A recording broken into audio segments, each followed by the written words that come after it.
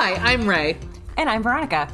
And welcome to the Chick Lit Book Club podcast, where we read a romance novel and then we talk about it. Today we're talking about Window Shopping by Tessa Bailey.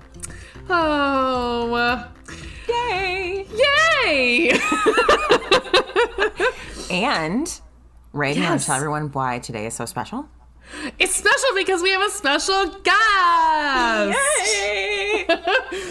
Please, everyone, welcome our friend Ween, who I've known since I was 16 years old. So we're discussing the day that it's been 20 years. No, it has not. That's a lie. That cannot be true.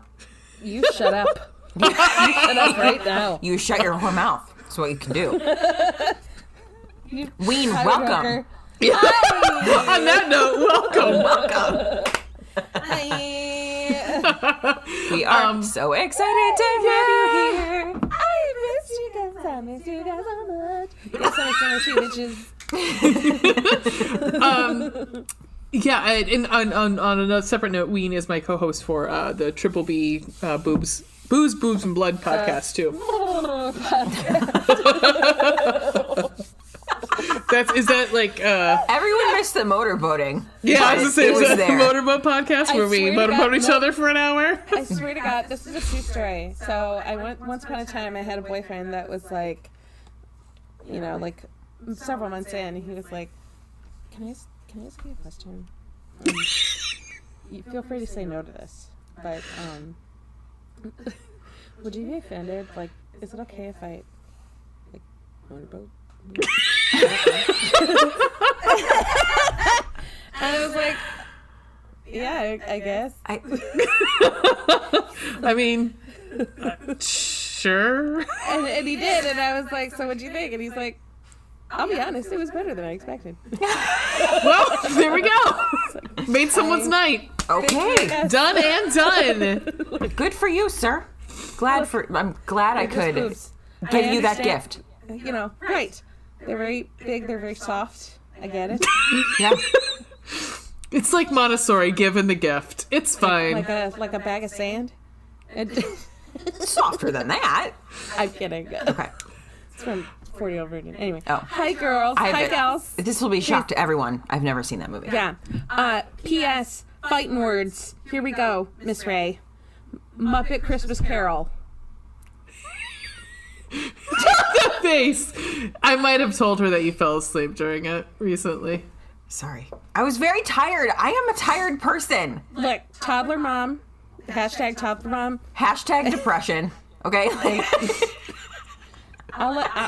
Listen, A for effort. Listen, that's okay. I did try to get her to watch it again today because toddlers watch the same movies 45,000 times. 80 times, right, and they don't get tired of it. And they never get tired of it. It takes like months for them to get tired of a movie. Yeah. I did try to get her to watch it again today. She just wasn't into it. Like, she didn't want to watch any Christmas movies today. It's fine. Of course, it was like 55 degrees. What did you think? What you saw, what did you think? Is it not cute? Yes, adorable. Absolutely. Adorable.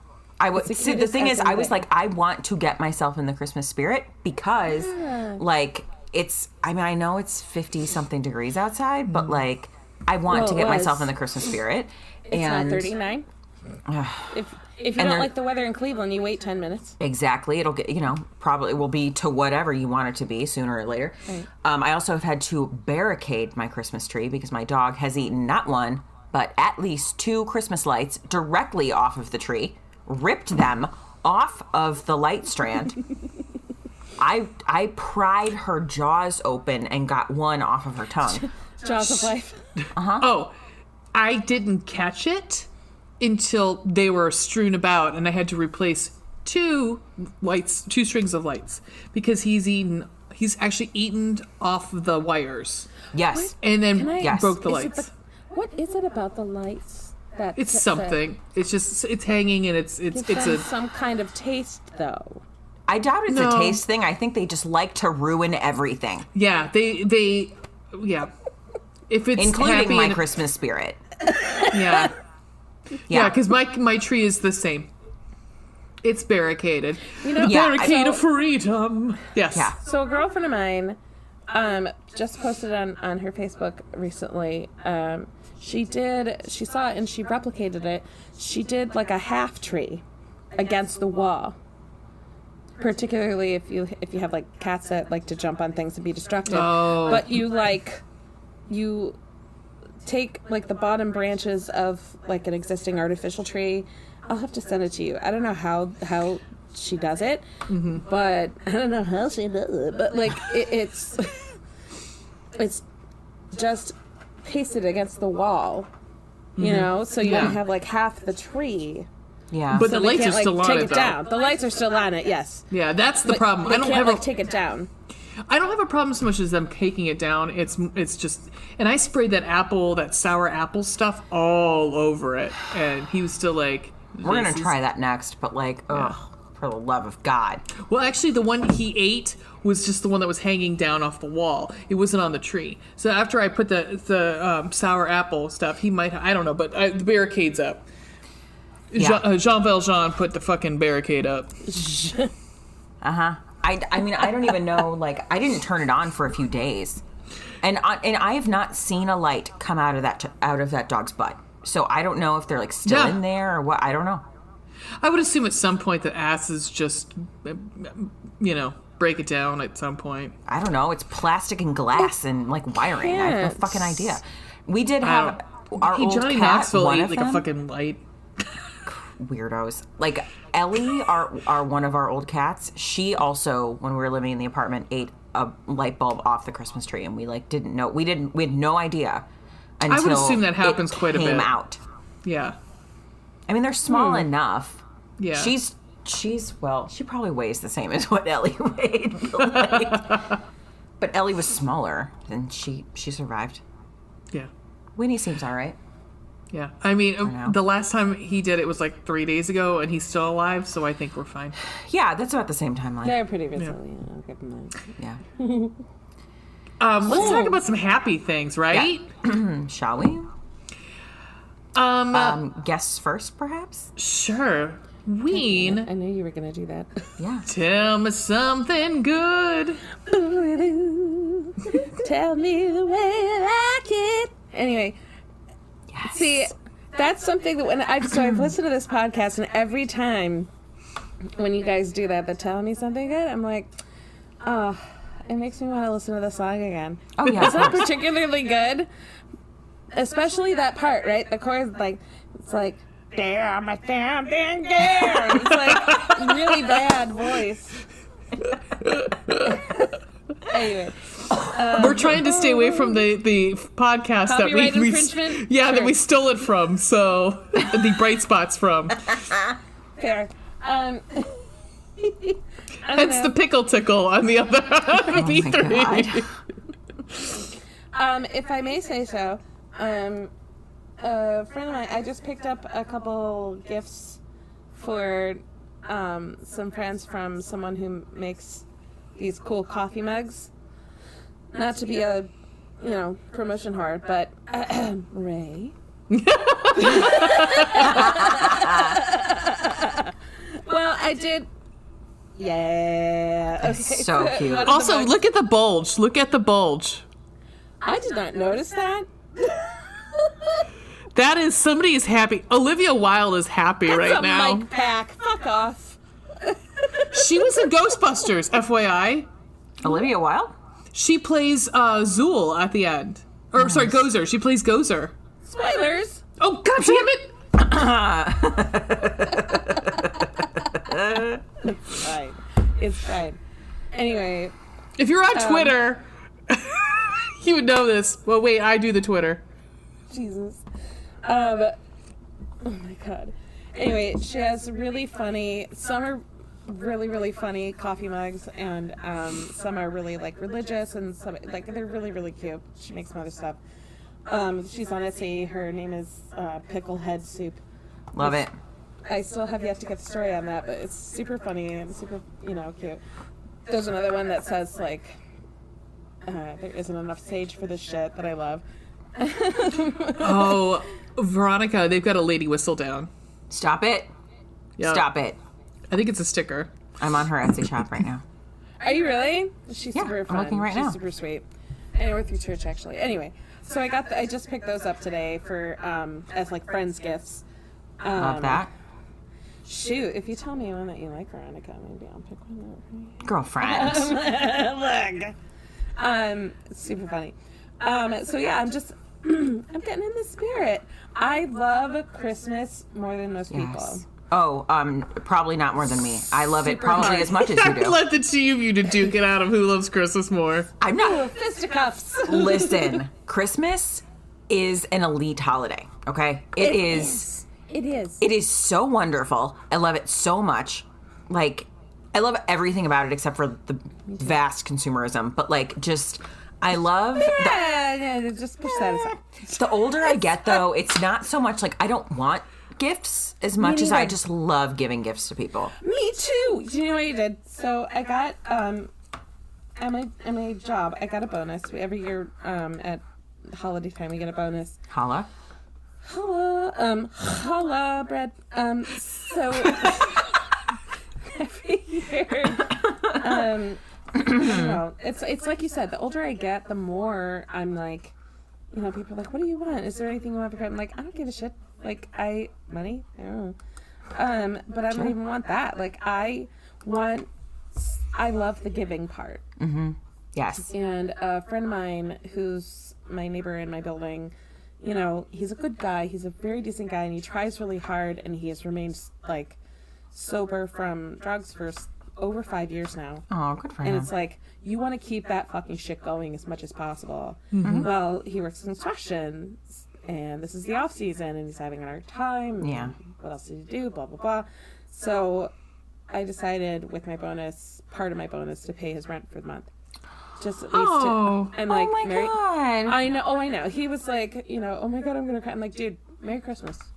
Aww. This is Christmas to me. That is so sweet. I win! I think you do win. We all win. We all win. That's the thing. We all win. It's spreading kindness. That's what I love about Christmas. It's the notion of, and it's not.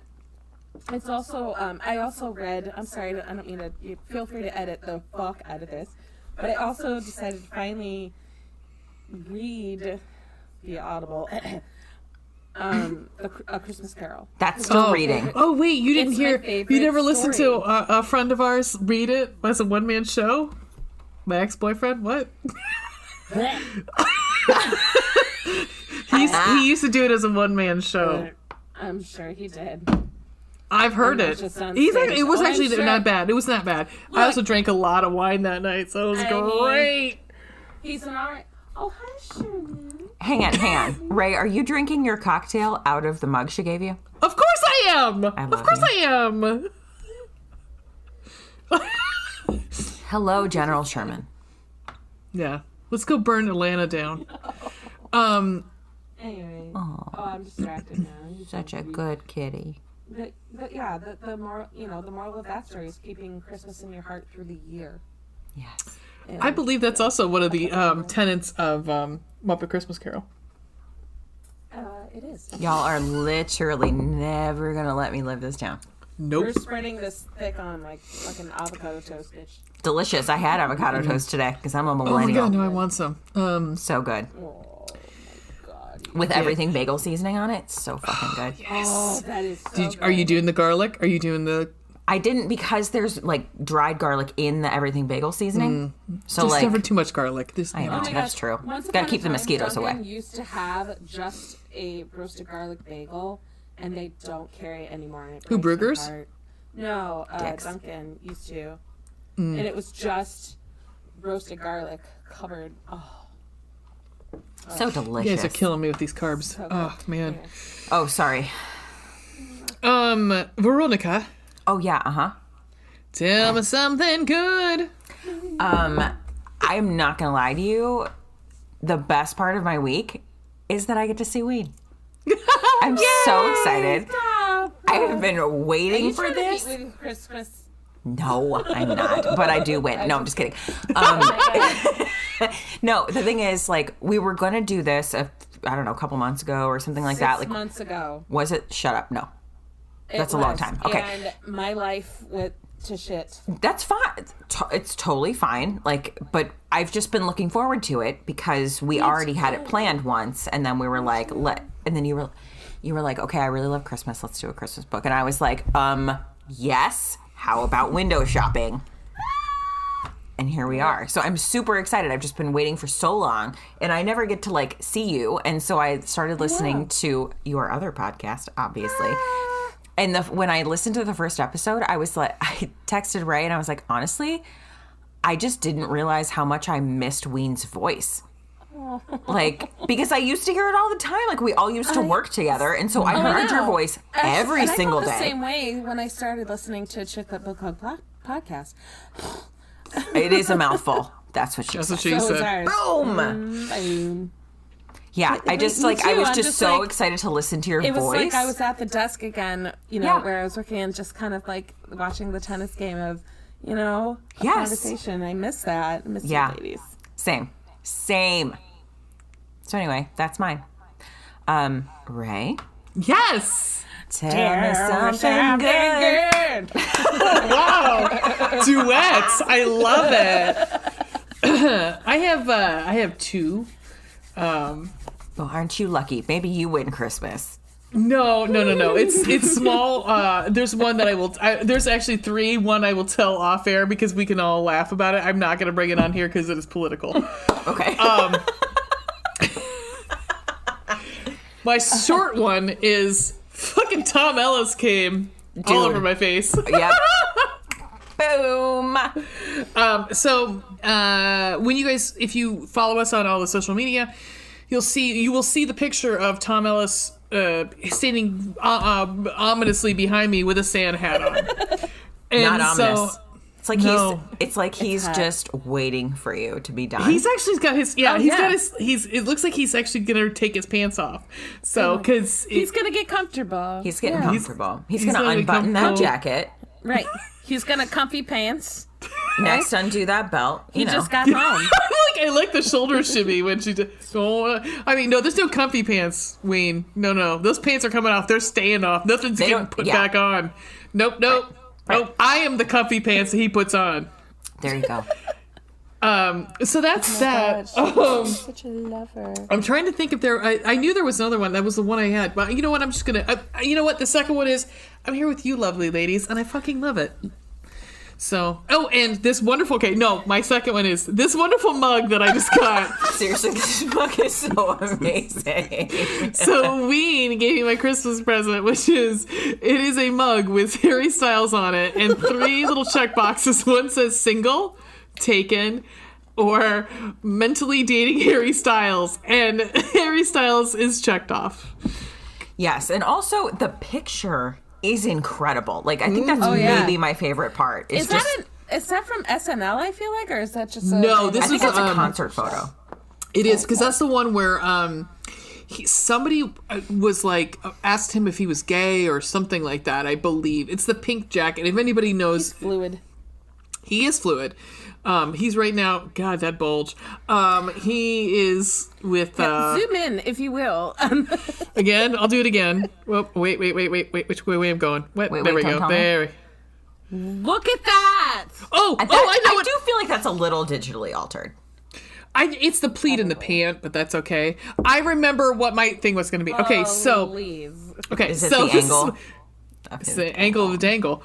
How many times have we embarrassed our moms? Probably at least twice by now.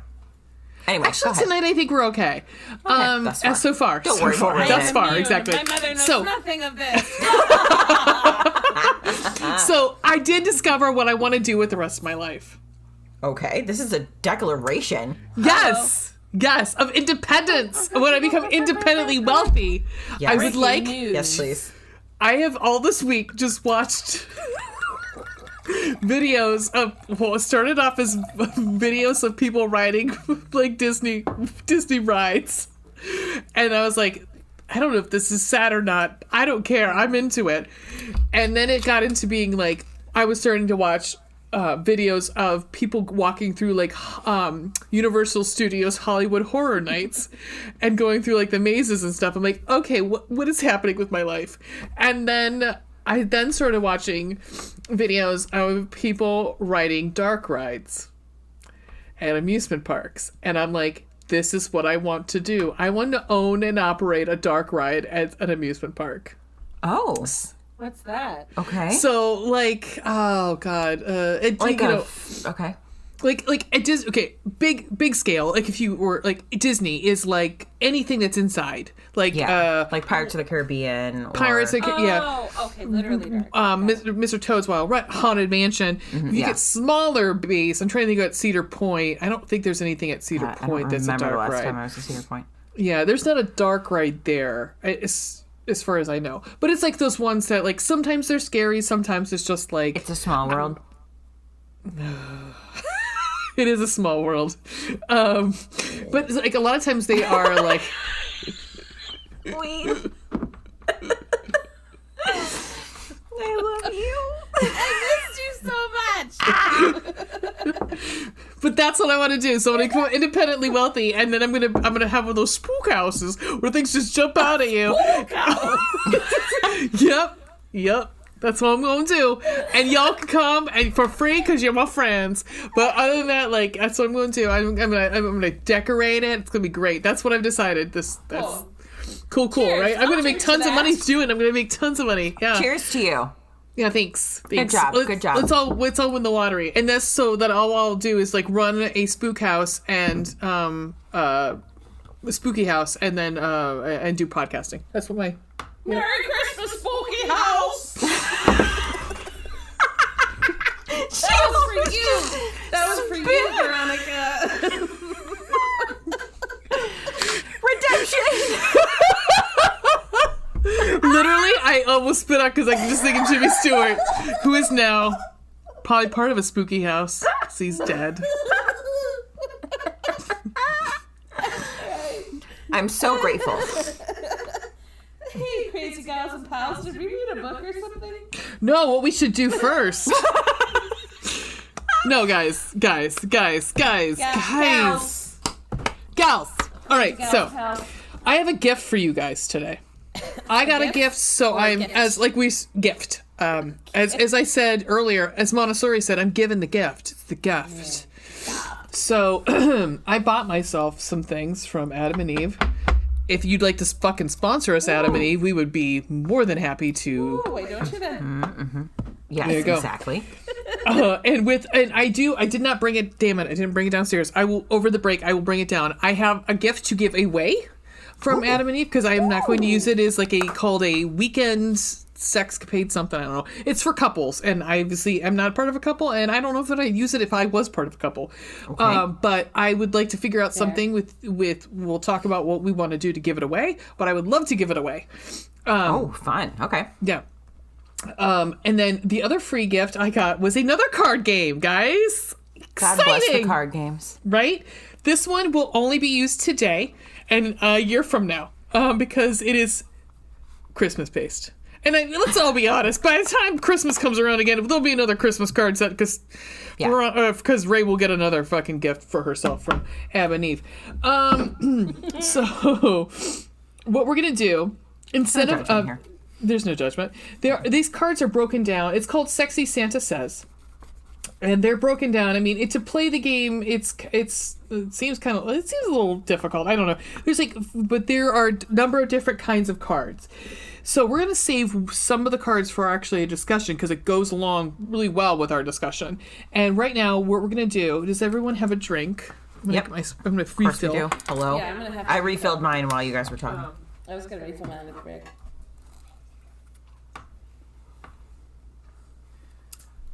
Oh my god. Why'd you give me the whole picture? What? Tell me again what's in your drink.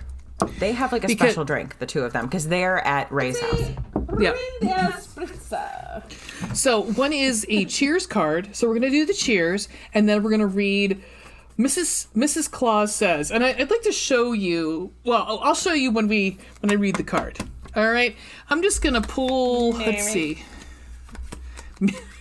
Sorry. Cheers. Share with your lover your favorite holiday moment you've enjoyed together. We're just going to drink. We're just going to drink on that one. Sure, I'll drink to that. I'll drink to that. Okay. So, Mrs. Claus says,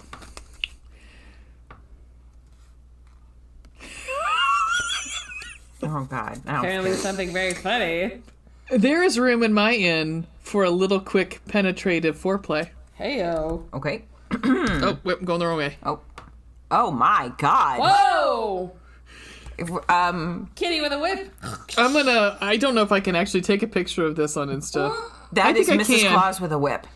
That's Mrs. Claus with some major titties, too. Yeah, dude.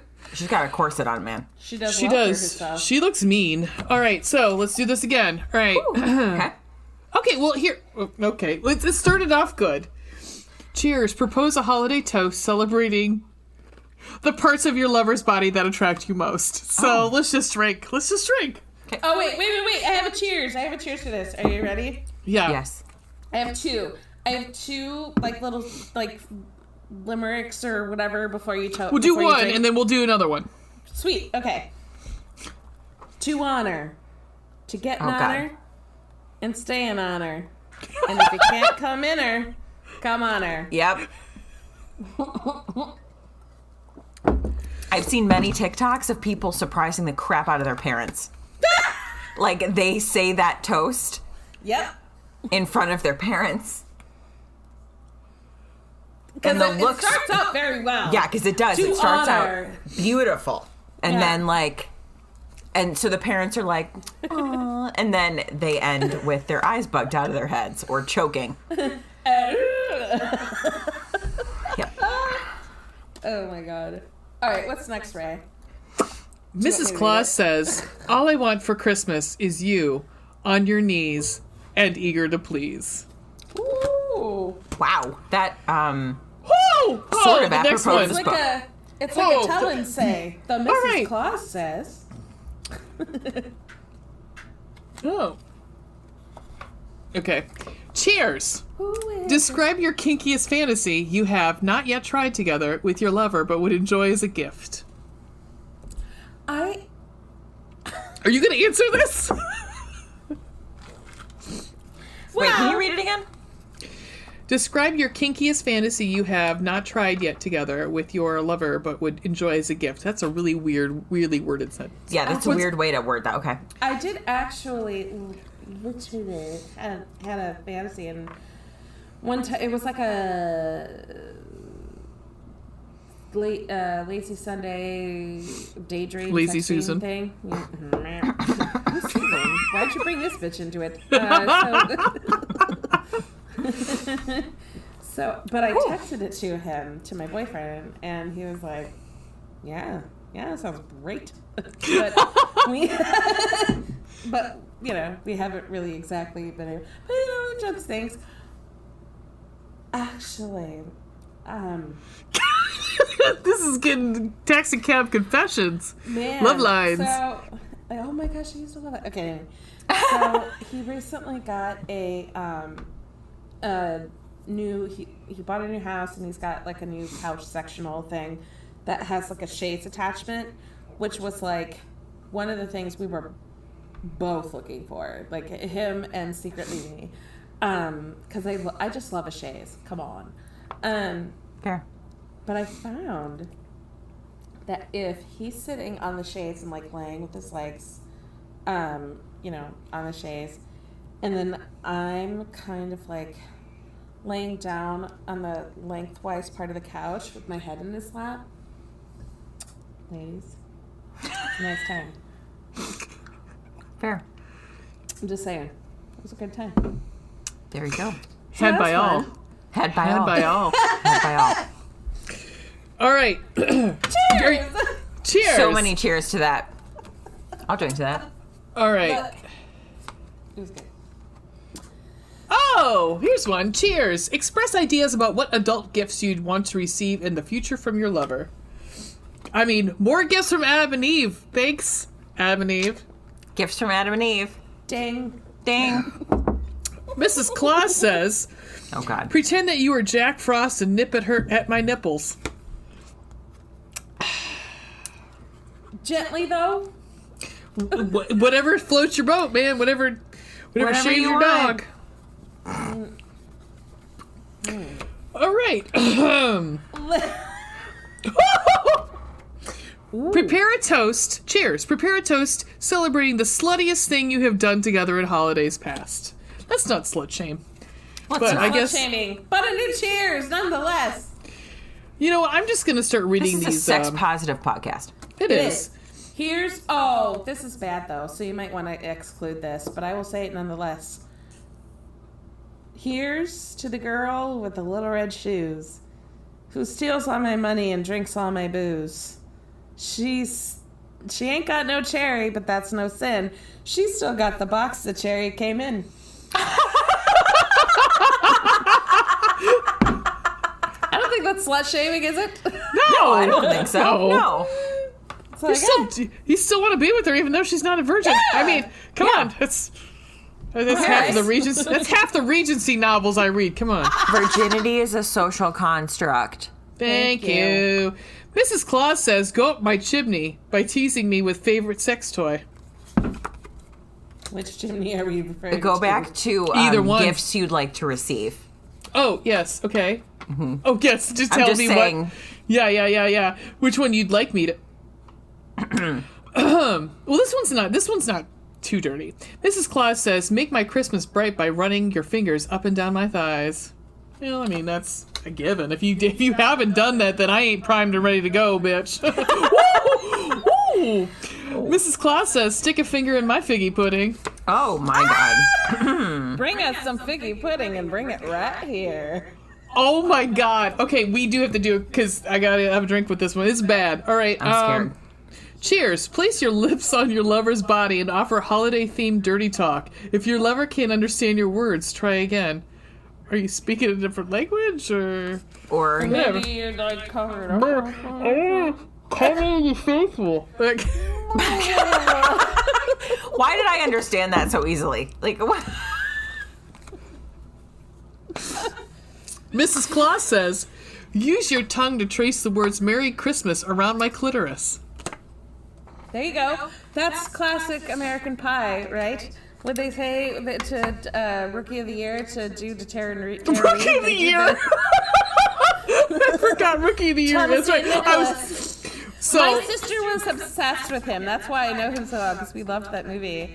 Veronica, we watched Halloween 8, and it has whatever that kid's name is. I just kept Thomas calling. Ian Nicholas. I kept calling him American Pie. I'm like, American Pie's doing this. American Pie's doing that. Yeah. I'm like, Rookie Nice. of the Year. Nice. Let me see if any of these other ones are exciting. But anyway, he did the alphabet, but same. Oh, okay. So this will be the last one. This will be the last one. Cheers. Explain to your lover why he or she should spank you for being bad this past year. Cheers. Can I ask this honest question? Sure. Sure. Spanking, yes? No, maybe so. Well, we've actually had a conversation, not like about spanking, but about roughness before. Sure. Because in fact, Spanking well, doesn't have to be hard. so another fun thing that I think we're both that I know Veronica and I are both excited about is the hating game comes out. Oh my god. It came So out excited. yesterday, Yes, it did. yesterday. Yeah. And so, and there's heard a about that. scene. And there's a scene in it that is, it's like, it's not, he's very, he manhandles her a little bit. And Yeah, a I little think bit. that was, we talked about We have manhandling a talked little about bit. that. Mm-hmm. Yeah, we talked about roughness. So I think Necessary there's roughness? well, this guy, yes. Okay. Yes. That does bring it back around to this book, actually. Yeah. But the spanking, yeah, I mean, like, I think probably, I've never done it, but I mean, it would be something that, like, I think it would be lead up to if you're like in it to win it, then you know, that's my response. I'm sorry, I'm going through the rest of these cards. Okay. Do you want me to help? Do you want me to grab some? No, there's only a few of them, so you guys keep talking about spanking or whatever. Okay, hold on. I think it depends, A, on how hard, and B, how much you're doing it. Or sometimes Fair. you do like the spank and grab. You know what I mean? Like. It's like smash and grab. What does that mean? Yeah, like. Well, yeah, I mean. Like a little like smack and like. But instead of being like boom, like Right. just smack, you stay With like there. an immediate, Like a rub. Like Yeah. a rub. Yeah. Like an You immediate smack, stay soothing. there. Like, yeah. mhm. Right, and like cup it. Well, I also like getting my hair the pulled, tush. so I think that I think that's we actually talked about that a little bit when we talked about man-hand. I don't mind getting. Well, no, I actually like getting my hair pulled. So I think that there probably is a little bit of. I During probably would. blowjobs only. What? During. No. During No. blowjobs only. Oh, for you or are you me. asking me? Oh, No, just for me. oh no. I mean, like during sex, I don't. I actually like it. Mrs. Claus says, "Away into my away into my manger That is was a to nice segue. Thank you. Yep. Away into my manger is to offer way into my manger is to offer it my genitals some sensual foreplay with your mouth. Her manger is her pussy. manger. Yeah. Okay, we're stretching here. Yeah, I can't say I love that. No. No. Mrs. Claus says, use your hands to give good tidings of spankings on my buttocks. Ooh. Last one. Mrs. Claus says, tie your reins, a rope or scarf, to bind my hands and do naughty things to me. And that's Sexy Santa Says. So we'll be back with what Santa says when we talk about this book. So let's take a break and let's talk about this book. How about that, guys? I'm gonna take a little respite. Toot. 2 and 2. We'll be back in 2 and 2. And we're back. And we're back. Yeehaw. That's almost like your Halloween. It is. Sorry. I liked it. I don't mean to. Sorry. All right. So let's talk about this book. Okay, we read a book. Yes. We read a book, did. you guys. We did. We did. I can read the description. I have it up already. Please do. That's what he said. Okay. All right. So again, this is Window Shopping by Tessa Bailey. This is my first Tessa Bailey. Same. Same. Same? Okay. Cool. Oh, we all popped our cherries together. Okay. So Same box though. Yep. Box still there. All right. Here we go. This is, again, Window Shopping by Tessa Bailey. A sizzling, standalone, feel-good holiday romance from Tessa Bailey, New York Times bestselling author of It Happened One Summer, which none of us have read either. Nope. 2 weeks before Christmas, and all through Manhattan, shop windows are decorated in red and green satin. I'm standing alone in front of the famous Vivant department store when a charming man named Aiden asks my opinion of the decor. It's a tragedy in tinsel, I say, unable to lie. He asks for a better idea with a twinkle in his eye. Did I know he owned the place? No. He put me on the spot.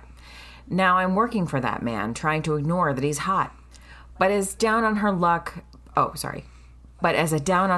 girl with a difficult past, I know an opportunity when I see one, and I have to make it last.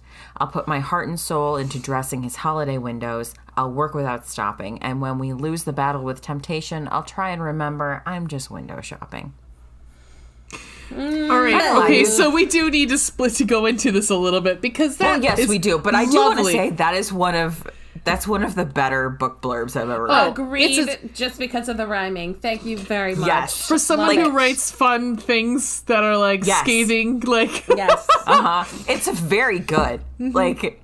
I loved the rhyming. I loved the It's fact Doctor that it's set Who. in a Christmas cadence. Like Yes. it's all very Yes. It was that was the the first night thing before when I Christmas. read it. I was like, yes. When I read it, I was like, this is kind of fucking genius. yeah.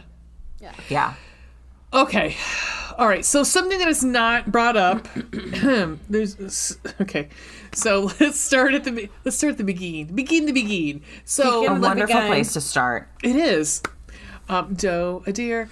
A female deer. This female deer was in prison. Yes, that is her troubled past. That is her troubled alluded past. To. She's literally a felon. She is a felon for burglary with a dangerous Armed robbery, Armed yeah. robbery, yeah. And she lucks out because lucks out in the fact of Well, she does. I mean, because She does. I mean, her friend and she acknowledges that there's a large degree of luck for her. Well, although I have to say, like, her friend lucked out real hard because she was supposed to have, like, what, 25 years? 15 years? I don't remember. Because from what I remember, I think in Ween, you might be able to answer this better than I can with your legal background, is aggravated assault. Oh, Mr. Veronica! Where are you going? It's aggravated. Sorry.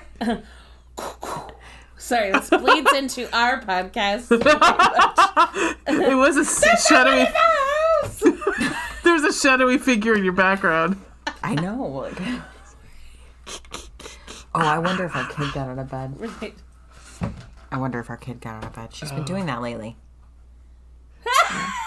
Take another sip. Just sip. Cheers. Cheers to the two of you. Barren Your womb. toddlerless existence. Barren womb. So we have Stella and Aiden. So Stella is she's an ex-con. Honestly, I love both of those names. I love Stella. I do love Stella. I do like Stella. Oh, I want to like rip my shirt and scream Stella. Yeah, exactly.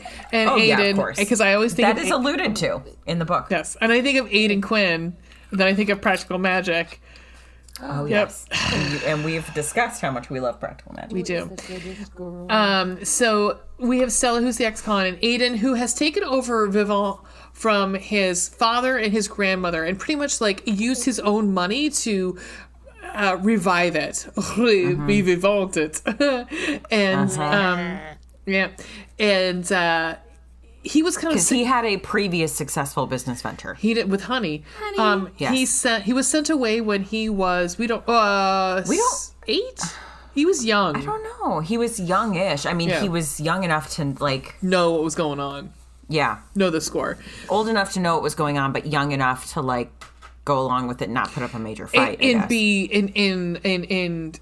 be kind of like cultured and be molded by his aunt. Yeah. Because at some point, you Yes. know, like at a certain age, there's no coming back. But like where his age was, like he definitely learned and grew with his aunt. But he was sent down to Tennessee to live with his Aunt Edna and Uncle Hank. Hank. And so he is the general manager and also Don't worry, we're going to come back to Edna. we Don't worry. will. He is the general manager and majority stockholder for Vivant. So he encounters Stella as she's glaring pretty much into his window, his Christmas window, His holiday windows. Right? and she's like, Because they're bad. They're real bad. She describes them as penguin Chernobyl. Yeah, and the way it sounds like and having watched enough of those Christmas, see it. like, Actually, yeah, like I've let watched, me get the description. Hang on. like if you guys I'm gonna have pull it up. watched enough of those like Christmas shows where they talk about like windows, like I know that like TLC has a whole bunch of them where they do Christmas windows. It's like it shows you how they put the windows together overnight, and so I imagined it. Because there's one that actually has like, if I'm thinking correctly, of like kind of like a treadmill, like a you know what I'm saying, like a Yeah. Do you want me to read it? I found it. please do. Okay. So she's basically walking down Fifth Avenue. Right. She's only been in New York for like a month or something. It's pretty new for her. And she's like 25. Okay, so she's wandering along Fifth Avenue, and she says, looking galled to find out therapy actually worked, I step out of the flow of foot traffic, bringing myself inches away from the display window. Looking up at it, my nose wrinkles of its own accord, and not because the combined scents of hot roasted nuts and boiling hot dog water are so prevalent on this block, but because I can't for the life of me figure out what this window dresser was going for here. On the other side of the glass, an assembly line has been recreated. Penguins are dressed in little red, white, fur-trimmed jumpsuits, and they are putting toys together as they come down a trundling rubber belt. Of course, the penguins are mechanical, so they only complete one awkward swivel and then revert to their original position, their expressions frozen in a sort of maniacal glee. It's a scene straight out of a child's nightmare. The only way it could be worse involves penguins getting maimed by machinery. A little sign would unfurl from the crime scene reading, "It has been 0 days since our last accident." Penguin Chernobyl. I forget when she says that, but Yeah. Penguin I think Chernobyl. she describes it to him. yeah, As that. I think so. It's pretty amazing. If I may jump in here, Please do. as I straighten my faux tie. Your bow tie, perhaps? Bae! So a friend of mine, coincidentally, once upon a time used to design windows in New York City. Window displays. Like this exact thing. Love it. He's a good friend of mine, and he's a hometown boy. And so after, about 5 to 10 years in New York, he came back home to take care of his ailing mother. And he actually was on a very short-lived, I hinted to you earlier, he was on a short-lived game show called Window Warriors, where it was Nice. one season only. One of the judges was Carson Kressley on the Game Show Network, and it was about window designers, and he was on it. 1 second. Yay. Question. I have a question. Did you? And I was listening, but the dog has been bothering me. Does he have background in this, or how did he become? That's a good question. Yeah. Because Same question. she just happens upon, and here you go. So my question. He did. He did go to school for it for graphic design or something like that. in New York. Okay. And so yeah, it does take. It's like our version of it here in Northeastern Ohio is like Virginia Marty Institute of Fashion and Design. Oh, blah, blah, yeah. blah. It's Okay. like that. So they're only looking if you have design background. And can put some kind of portfolio together and competently invoice properly.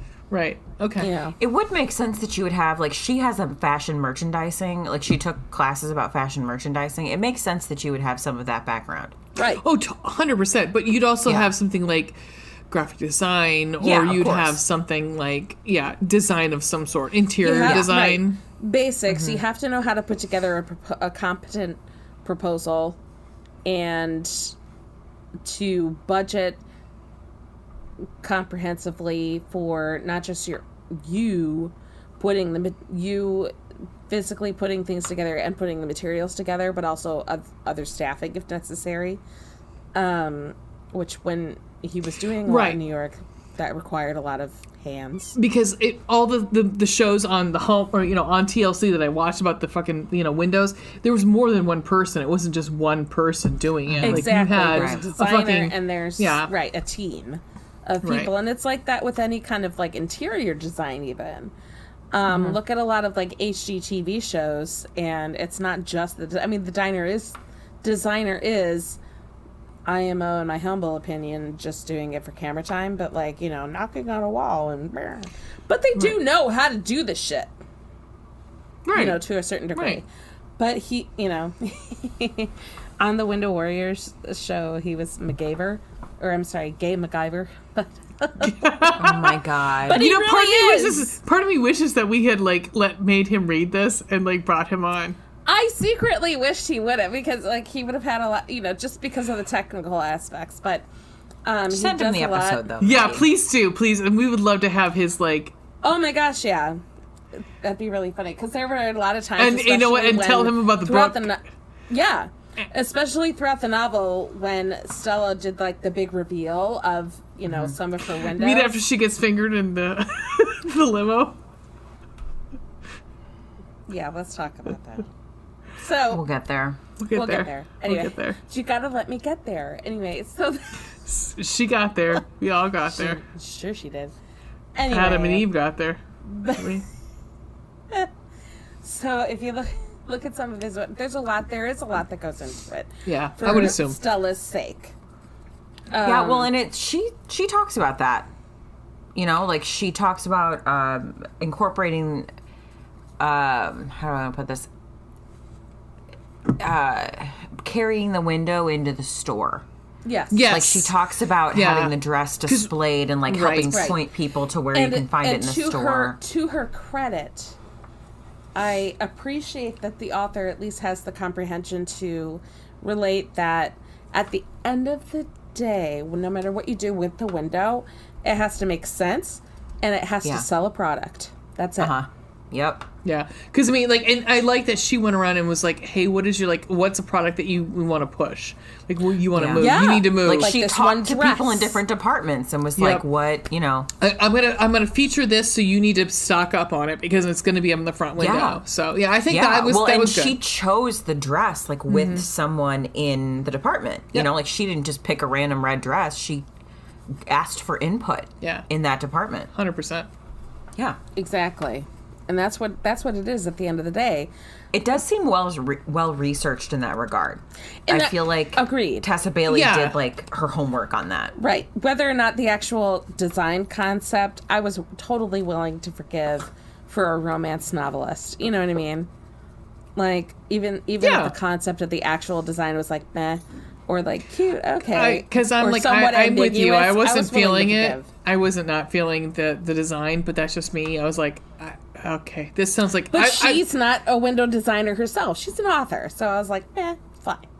It's fine. No, I mean, 100%. Because, like, if it was me and I'm like, if I'm in New York and I'm like, say I'm a tourist, because I probably am. I'm in New York and I'm looking at, like... flip. Right. And I'm at Macy's and I'm at Saks. I'm at all these, like, and I'm going to see the windows. I want to see Christmas. Yes. And I'm there for fucking Christmas. What is Christmas? And that's, also I mean, I enjoy concept. her background because she wanted, so listeners, what Stella wanted was pretty much like, not so much Christmas, but was like a new you. It was a new beginning. Yeah, a new beginning. Because she was herself, new beginning for herself, which is fine. But maybe January's window should maybe be a new beginning. Because it's a new year. But but also like so the book acknowledges that COVID has happened, not by name, right? But they say like there have been lockdowns and blah blah blah. No, it does. It does say COVID, doesn't it? Does it say COVID? I don't know. Doesn't it? It at least mentions lockdowns and like a lull. Get out that book. So it's I kind of looked at it not like a New Year thing, but like as people are finally getting out of the house. Like this is a new beginning to people. I don't know. It didn't bother me, I guess is what I'm saying. No, it didn't bother me. It's just the fact that it's like... I did like the mirror idea. She like she broke a mirror and like put the shards on the ground to like reflect the light back up. I kind of like that. Again, technical aspects of the design, I was willing to forgive because she's not a designer. It's fine. Again, she's an author. if someone was like, here, I'm going to let you break something with a hammer, I'd probably be like, yeah, okay. Yeah. At this point in my life, yes. Look. Yes, at this I will point in my life, I need a rage room real bad. Stranger things have happened. Believe me. Mm-hmm. When I know, Sherman is like all over, and I love it. So last year for Christmas, one of the window designs that I was willing to help, same friend, who moved back home, and he's doing stuff locally in a local district for their downtown window display area. Every Christmas, it's like his busy season. He does a lot of the store windows, not just the store windows, but he also does stuff for like the city lampposts, etc., etc. So one of the store window designs was a athletic shoe store. So what his concept was building a Christmas tree out of the shoe boxes. Oh, okay, cool. And what I did to help was I painted and glittered the ever-loving shit out of these shoe boxes. I love that. Oh, it was so fun.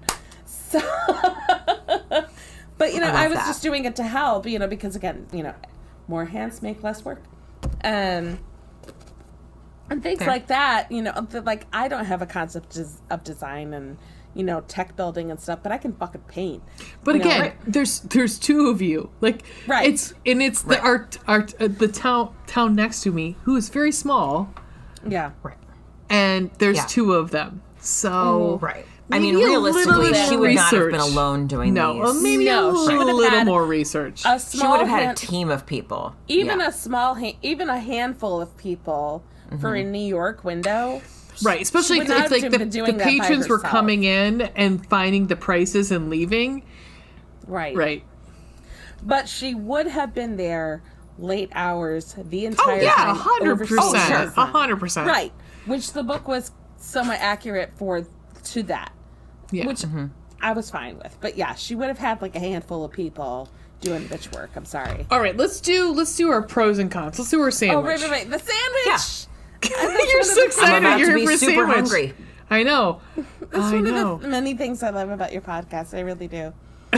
We got Slimans tonight because our power kept going on and off and on and off. And so I was like, I'm not cooking because there's no guarantee that the oven's not just going to shut the fuck off, Right. like in the middle of trying to cook dinner.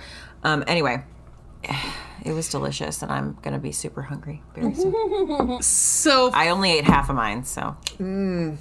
So for those uninitiated, our Welcome. welcome.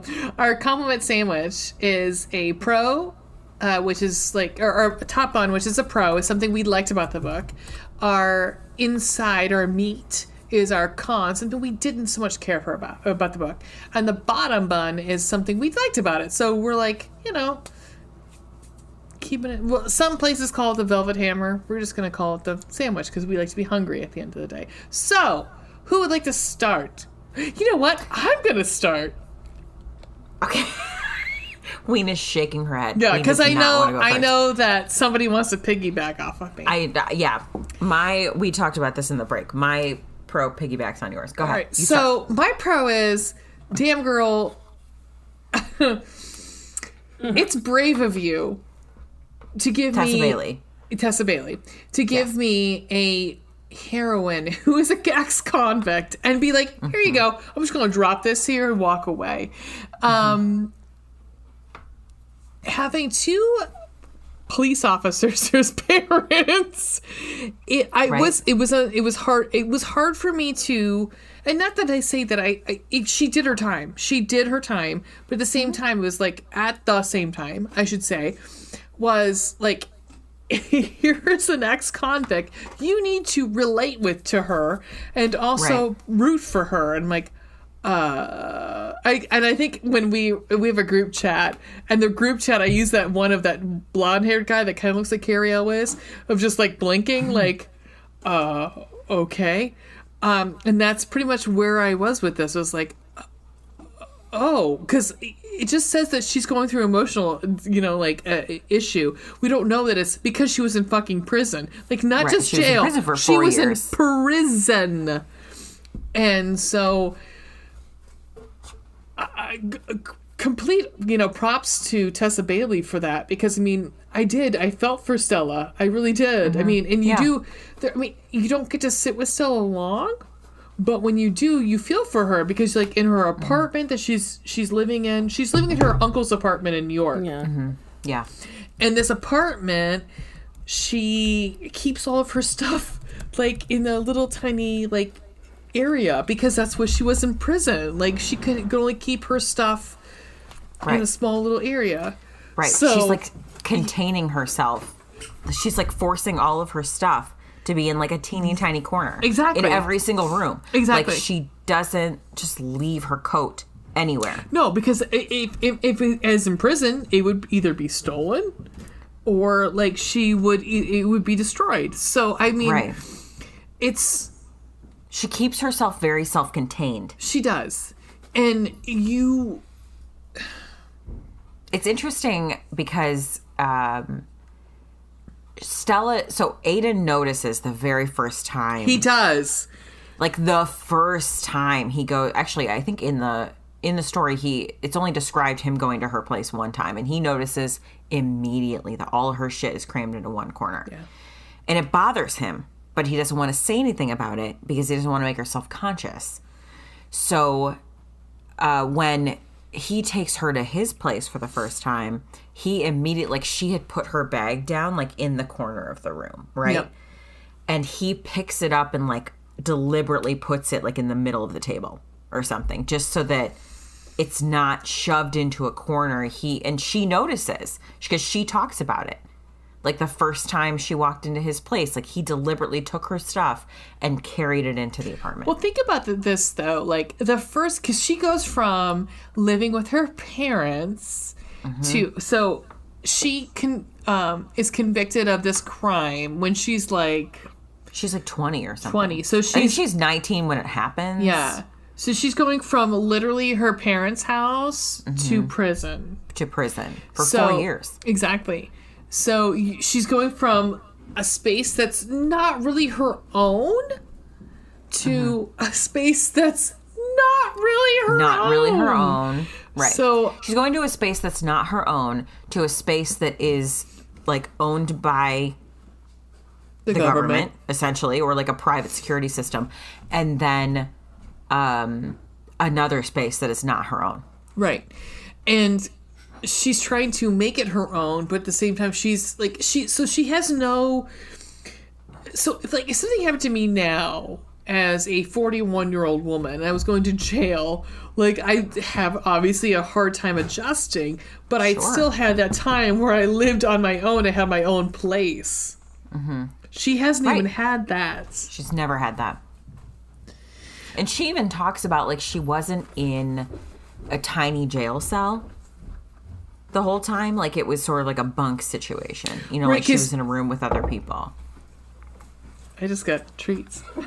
Oh, Ween brought you treats. Where are these from? Did you bring these? Yes. Did Mr. Veronica ever come downstairs? I think he's upstairs with her. I didn't see him again. Thank you, darling. These are amazing. I'm jealous. Can you bring me whatever treats those are? I would love to. Chocolate covered Damn it, I'm pretzels. so jealous. We were talking about her going from pretty much her parents' house to prison. So there's never being in a space that's her own. Right. Always having to Make herself smaller. Yeah. Like Protect her things. self-contained. Or Right. be on the move.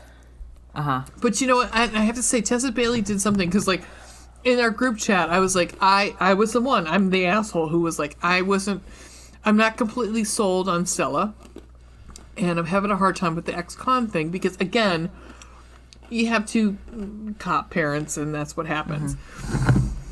But I ended up really enjoying Stella by the end, because I did root for her. I was like, you know what, I really want... She did her time. She did... Now, Nicole, I don't know if she... I honestly... I hope she did her time. I really hope she did. I hope that she... There was like a hopeful note at the end. We hope that she does. Because honestly, what comes down to it, she and Stella did the same amount of time. Yeah, Nicole got out not long after her. No, a month after her. Yeah. Which, I mean, like... I was not a lot of surprised by time. that, actually. Yeah. Yeah, I mean, that's a lot of time off. Because it was 15... You know, it came to me, it's 15 years. It was 15 years. It surprises me because Nicole was the one that actually But wasn't it used true deadly force. Yes. So it surprised me that Nicole's sentence was that she was allowed parole so early. And I think, I mean, that's just narrative. They knew that. There are 100 things on this, right? You know, prisons are overly full. We know that. Well, yeah. Crazy overly full. That's a first time. It was the first time they offender, were both booked, like legit booked for an offense. Right. You know, There are a lot of factors at play. That's true. Yeah. true. Yeah. And they're white people. Yeah. We're not going to forget that. Like, they're is white. that. I mean, and okay, so this leads me into my I top. don't know. Okay. Was Nicole white? Yes. I got the impression she was. Yeah. From a suburban... Yeah. Yeah. I mean, she's not really described. Like, her physical appearance isn't really described, but I got the No, impression I'm that she assuming. was white. Yeah. Especially considering she got out of prison very shortly after Thank you. Stella did. Yeah. White. White, like Will Wheaton. Okay, so here's my top one. The level of privilege that Stella has is not unacknowledged. It's very much acknowledged. Amen. She Agreed. discusses Amen. it frequently. The other thing that I really loved about that narrative is that many times Stella brings up the fact that she is reacclimating into society in baby steps. Yeah. And so Aiden will Aiden's never had this experience, right? And he's a few years older than her. He's in his early 30s. He's like 32, I think the book says.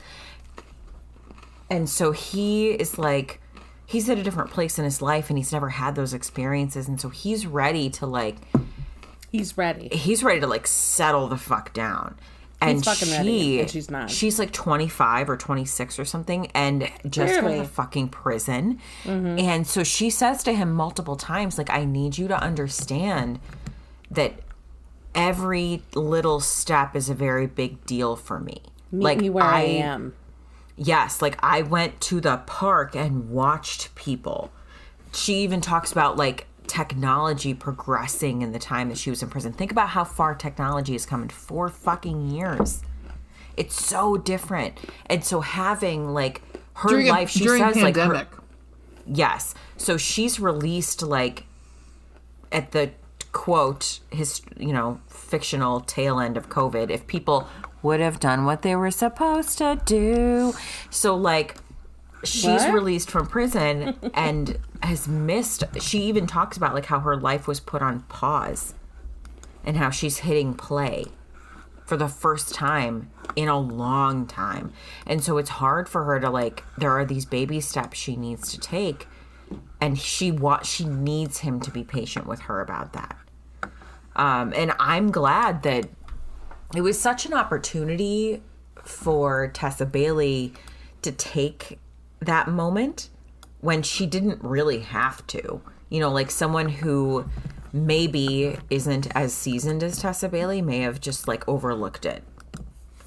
But Bailey took the moment to be she is still reacclimating to society. She wants to be different. She's clearly trying to be a good person and has spent a lot of time. She went to therapy. She spent a lot of time trying to learn how she could be a better person for herself. She's Right. not doing it for anyone else. She's doing it for herself.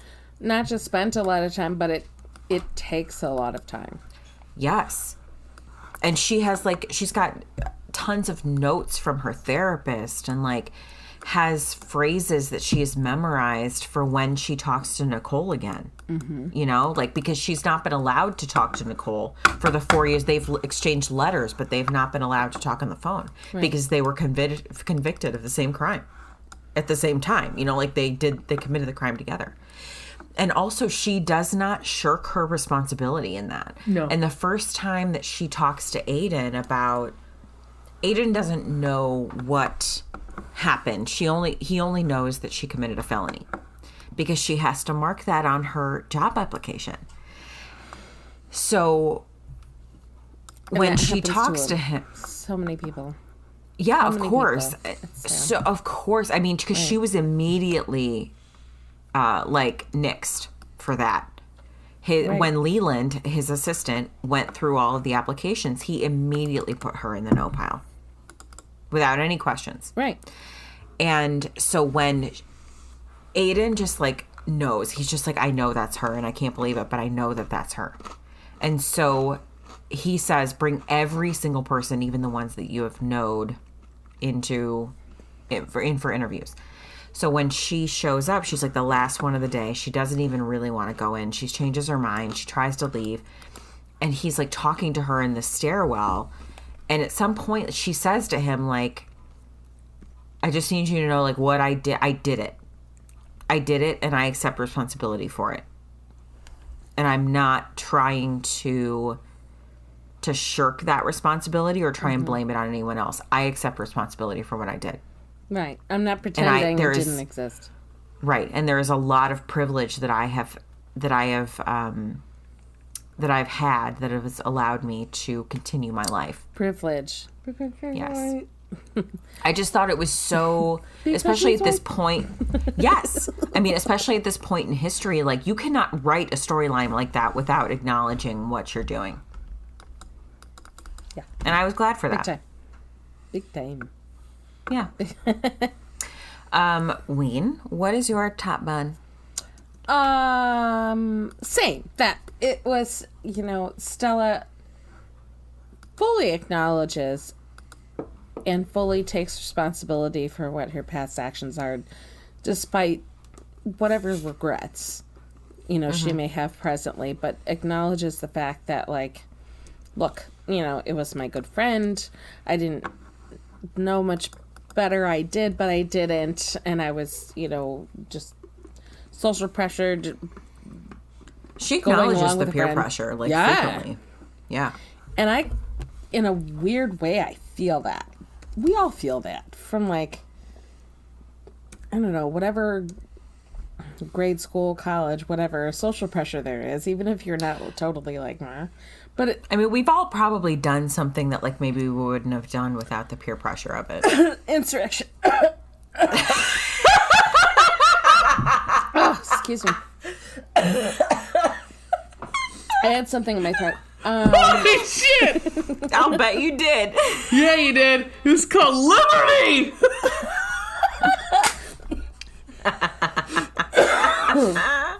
It was called America. America! Oh, my lord. 1776! 1776! Catch me in bed with the goblin! Oh, double wine. Devil! Yeah. We all done things we regret.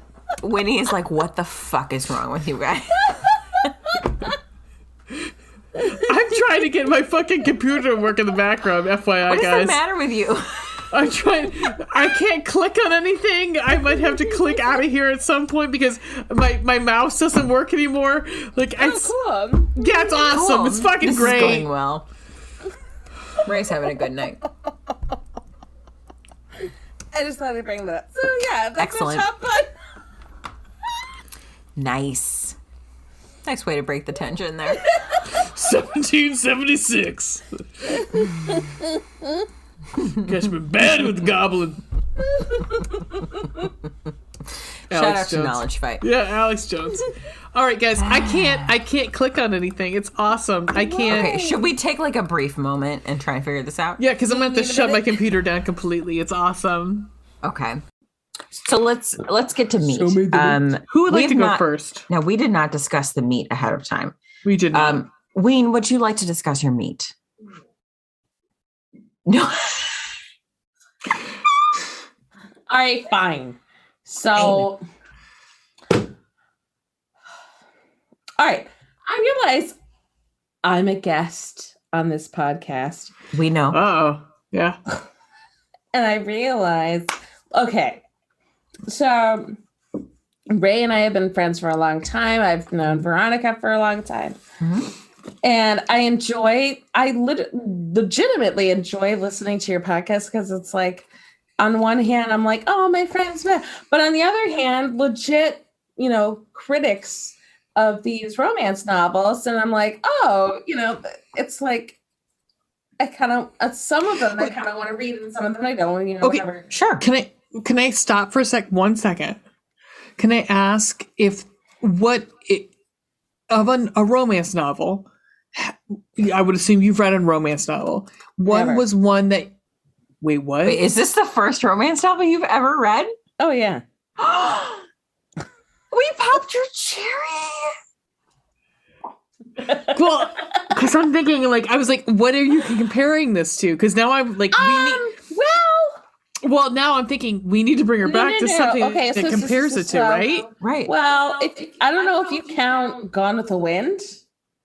I don't consider that a romance novel. I mean, no, it's... Or, okay, Once Upon a Time when I was obsessed with Les Miserables. Mm-hmm.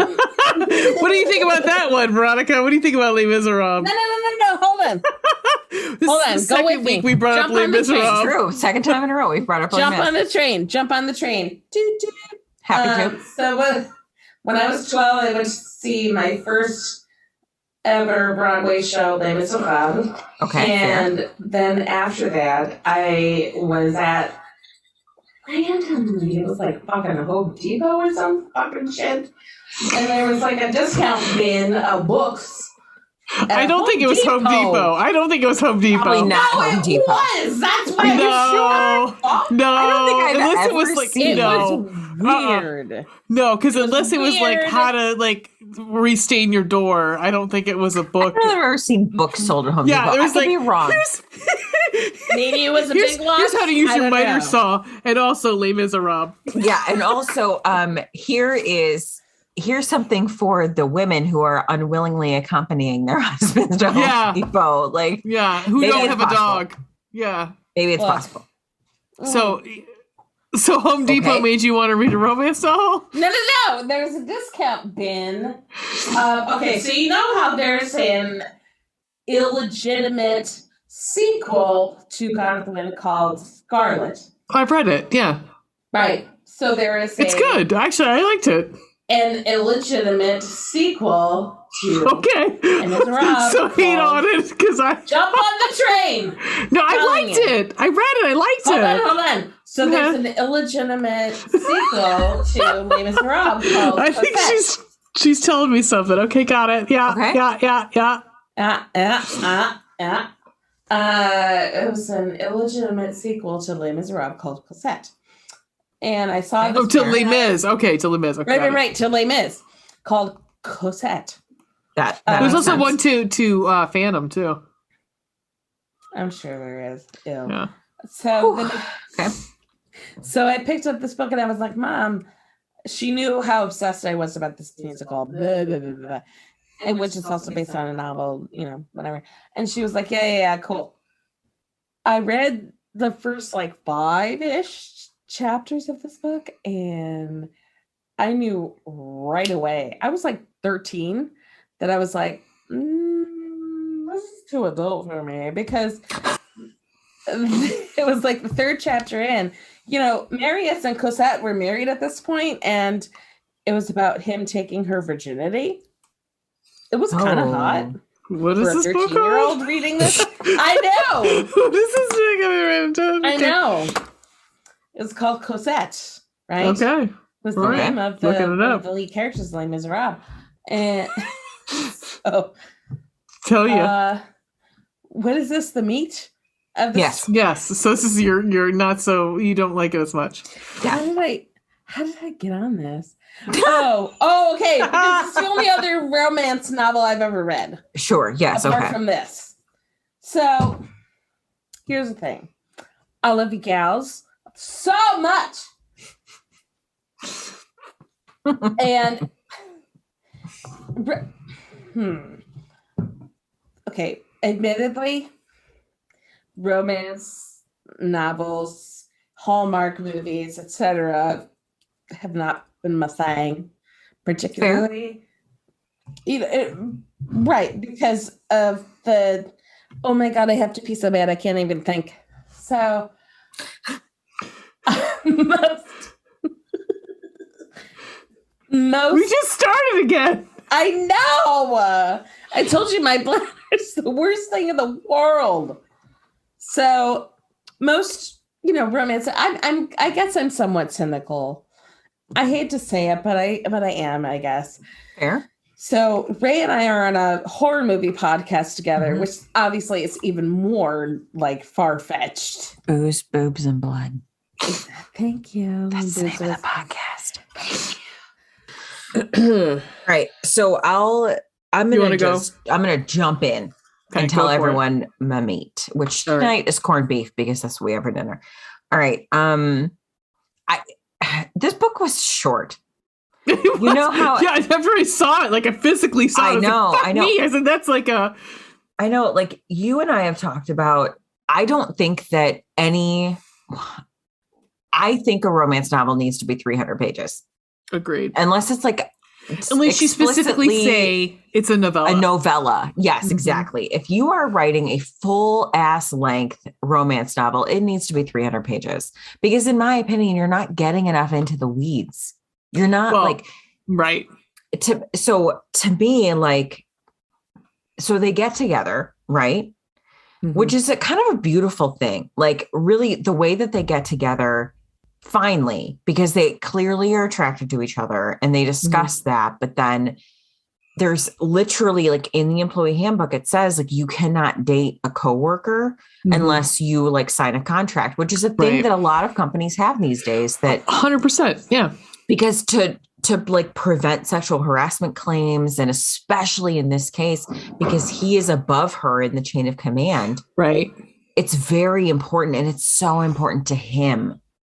So important to him. She's the one that's resistant about it because it feels like a giant step for her, which again, going back to my top bun, is understandable because she keeps saying to him, like, I have to take baby steps here. It was a big deal that I applied for a job. Right. It's a massive deal that I have a job.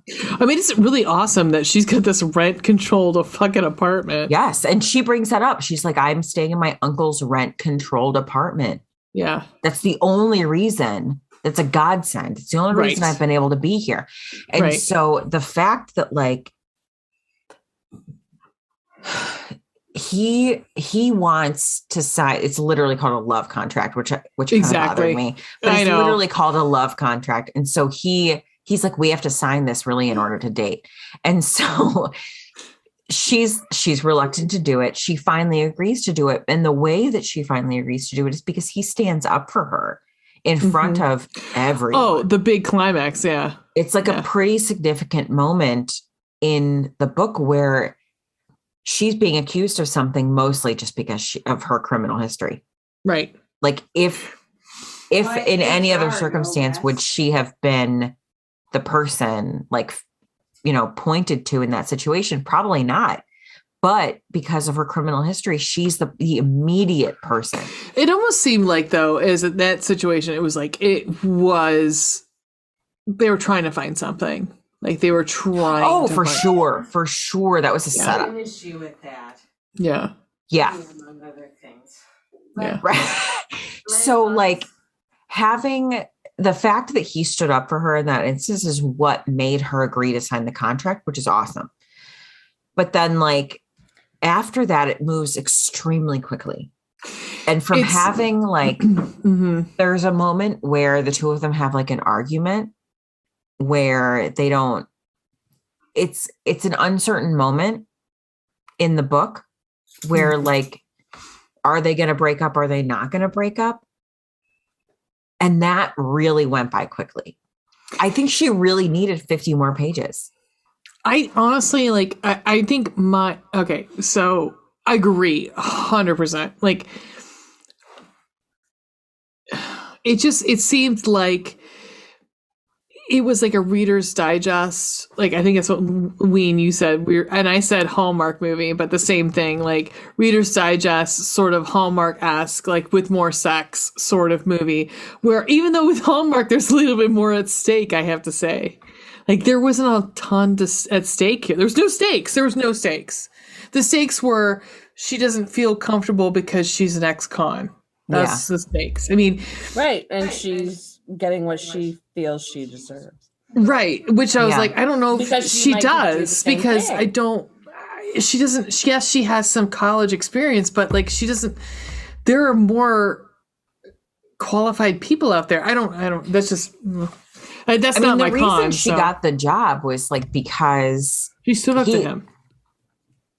Yeah, absolutely. I mean, she also, I think, legitimately, she had the best ideas. Like, he liked her ideas for the window better than anybody else's. And there were people that were overqualified for the position and things like that. I mean, whatever, but a penguin factory? Yes, it was better. Penguin Chernobyl? Yeah. Penguin Chernobyl. So I'm going to kind of piggyback on that. Okay, fair. And I'm going to say, I hate to say it this way. This wasn't a story. This wasn't a book. It really wasn't. I mean, it wasn't a novel. It was a short story. It was a fan fiction. I mean, that's what this was. I mean, I hate to say it. But I think I would like to transition So maybe I might let Ween go so she can finish her thought as because I'd like to transition from my con to my pro. Okay. If that makes sense.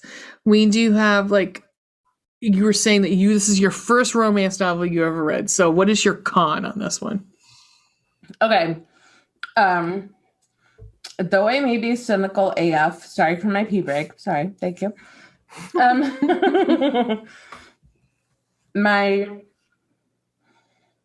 Though I may be cynical as fuck, at the same time, it's hard pressed for gals like me who are not into the genre or who don't regularly delve into the subject matter, that don't watch all the Hallmark specials at Christmas time. Even though, again, I love Christmas, which conversely, I am participating in a Hallmark marathon. Just because I'm curious. But, on the one hand, it's like the eternal Bridget Jones. It sets us up for, it's almost a defense mechanism where it sets us up for all of this potential hurt and potential false expectations of men, where we don't even want to get into it and avoid it at all costs because we feel that they're the pinnacle. False right. It's a false expectation of not just ourselves but of men too. Well, we have this quite a bit in other novels. I'm sure, as I've heard. Yeah. And you guys, book boyfriends do not translate to real boyfriends. No. However, perhaps we need to pick the bar up off the fucking floor. Thank you, Jesus. Yeah. Maybe y'all need to try harder. Thank you. In all fairness, when I listen to you guys review these romance novels, and again, I've listened to them all, and it's not just because you guys are my friends, but, at some point, if you guys were just my friends, I would have probably stopped at some point because, I'd have been like, oh, yeah, I listened to them all, sure. But you guys are actually, legitimately bring up legit points and are very enjoyable and bring up a lot of points that everybody's thinking about, right? And that's why your podcast is so good. And that's a credit to you both, honest to God, as you two as humans. Because there are a lot of times, I win! You fucking win Christmas again!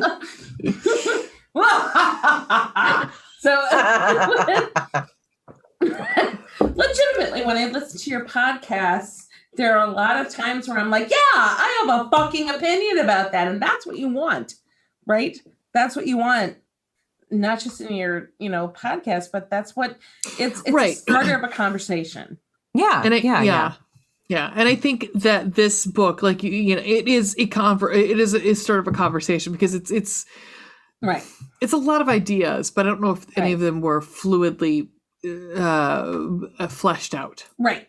Yeah. And taking it for what it is, for the meat of the sandwich, taking it for what it is.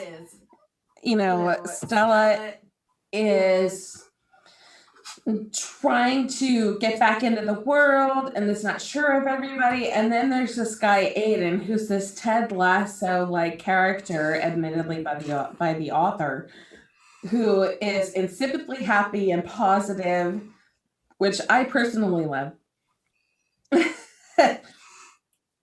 And is trying to give this person a legitimate chance in life, and that's what everybody wants, right?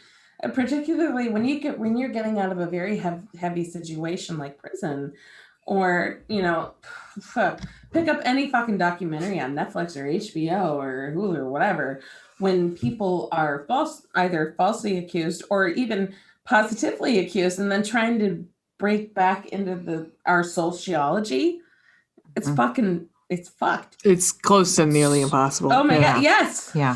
Because Stella had to check off that box that, yes, I was a convicted felon, whatever. Yeah. And she was like, fuck, I'm not even going to have a chance, whatever.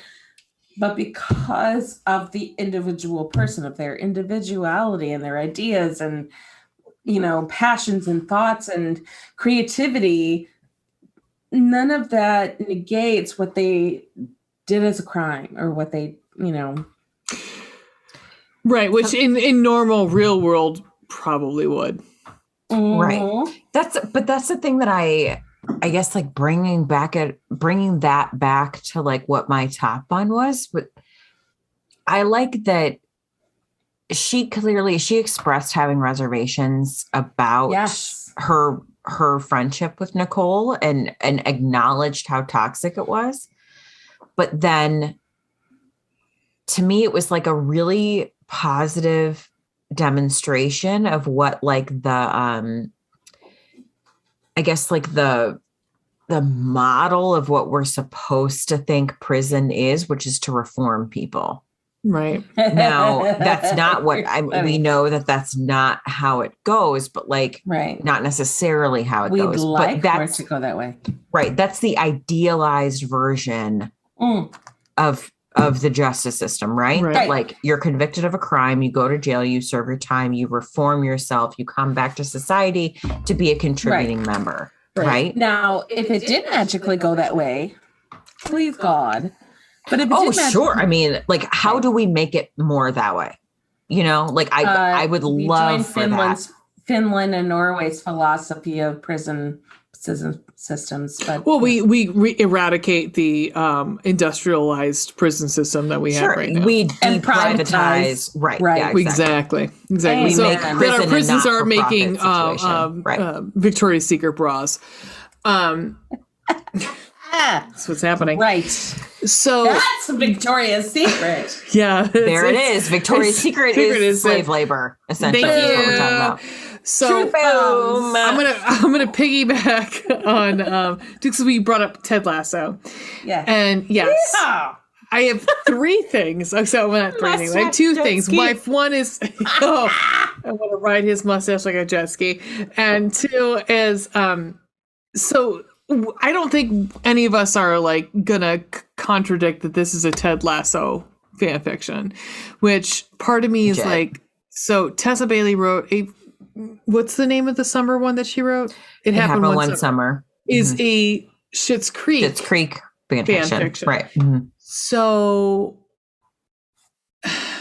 part of me is like, right there. I mean, I didn't have to get too far into it. I was like, oh, Aiden is Ted Lasso, which I'm fine Obviously. with. I love literally first Aiden. Chapter. I was like, oh yes, Aiden is Ted Lasso. Yeah, like y'all know I fucking love Ted Lasso. I actually have a Ted Lasso shirt on right now, which has all of the fucking quotes from Ted Lasso on. I was going to ask you. I do. The one I'm looking at right now is I always figured that there was going to taste like hot brown water, and you know what? I was right. Yep. It's horrible. No, thank you. Yep. So that's what's right on my boobs. So my negative is there's not much here. Like I think we talked about it. It's a book, and that's kind of like it's a book. Like it didn't offend me. It's fine. It's kind of low stakes, really. It's low stakes. It's if you like Christmas, I think it's a perfect book for Christmas, but it's not adding to anything in my oeuvre of things I want to listen to read, go back to. My oeuvre. I've read better Ted Lasso fan fiction. I'm sorry. I have, where it's been more grounded in the world, and it was. But I mean, this is Ted Lasso. Hallmark Channel movie. It is, but even in like I have to say, like with Hallmark movies, there's at least more there. Like I don't feel like there was a lot here. It's very quick. The ending's very quick. It's like all of a sudden it's like, oh well, we're making there's the climax. Oh shit, that's the climax. Okay, well, all right, cool. I'm 75% in. Yep. Awesome. So it was fine. It's not innocuous or anything like that. It's like it didn't hurt my sensibilities, but it's just there's not a lot here. Mm-hmm. That's my con. Yeah. Fair Going into my pro is it's fucking Ted Lasso, bitches. Right. Come on.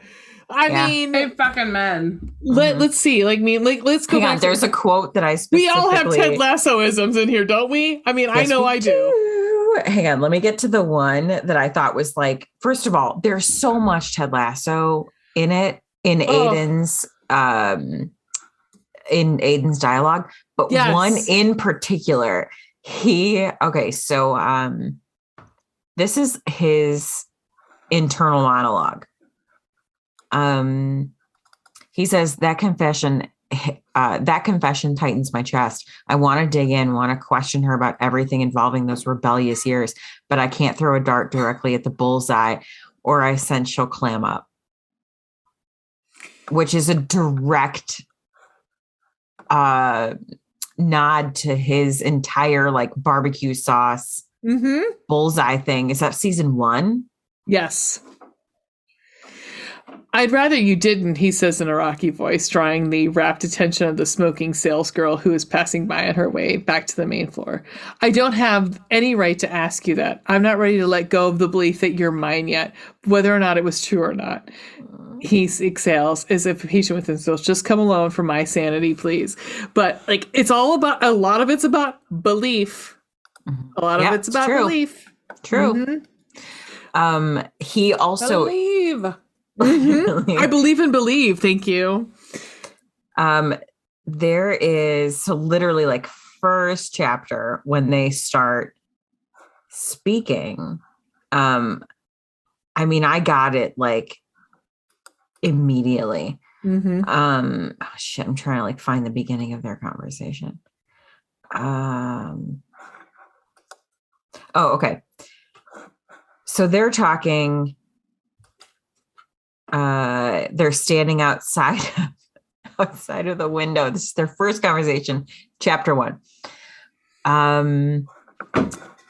She's describing him and she says, but the most remarkable thing about him is those smile lines. They bracket his mouth. They fan out from the corners of his eyes. They're deep and worn in like a pair of jeans that have been washed 700 times. This man smiles constantly. I hate him. If that wasn't a smile, what is it? Somehow he takes a sip of his coffee without dimming the wattage of his smile. A twitch or something? My Uncle Hank had one of those. He used to spill beer all over Edna's carpet. Thanks to that tick. One day she got so mad about it, she walloped him over the head with a colander and the damn twitch went away. He gestures with his cup, like flipping off a light switch. After that, he just spilled beer for the tradition of it. He pauses. Aunt Edna eventually remarried. It's just so like his stories. 2 pages later. Oh, hell. His eyes are green and they twinkle in a way that reminds me of fairy lights. I got thousands of pointless stories to tell you. Yep. And I love that. I'm going to be the person too. I'm going to be the person who says, yes, I have a archive of our own account. I don't care. I like fan fiction because I like it's fine. There's nothing wrong with that.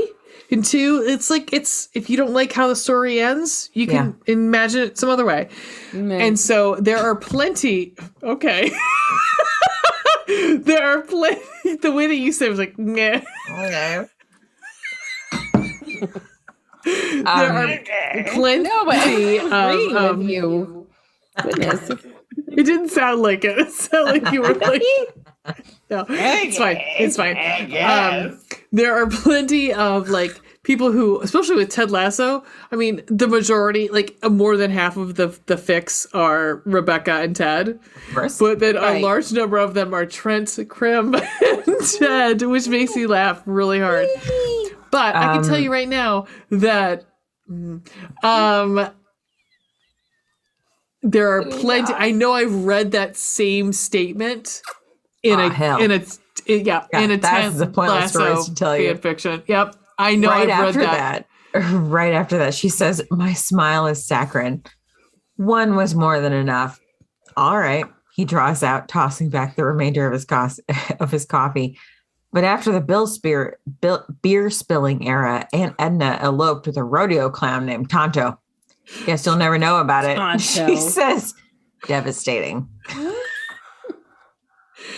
I mean, Oh, okay. So I actually have one that I wrote. I put a note in that says, "Be curious, not judgmental." Oh, if I'd done that, you would have been more diplomatic and less refreshingly honest. What a nice way of saying judgmental. She releases in a slow huff. No, I would have been exactly the same. And I wrote, "Be curious, not judgmental." True. It's true. Amen. So I think What was the bottom bun? While they're still in the that's in my the bottom bun stairwell. is Ted Lasso. Yeah. While they're still in the stairwell, it's right after that. He says, "You're right." She says, "You're right. I would have." No, he says that. "You're right. You would have." I say to the girl I can't even see, "Can we go somewhere less soul crushing to talk? I've got peppermint bark in my office with your name on it." She groans. "I can practically hear the bow tie in your voice." He says, "It's a Mrs. Claus theme today. That woman doesn't get enough credit for holding down the fort. I know it's a risk, but I start to descend the staircase slowly, like a serial killer. Maybe we can spitball."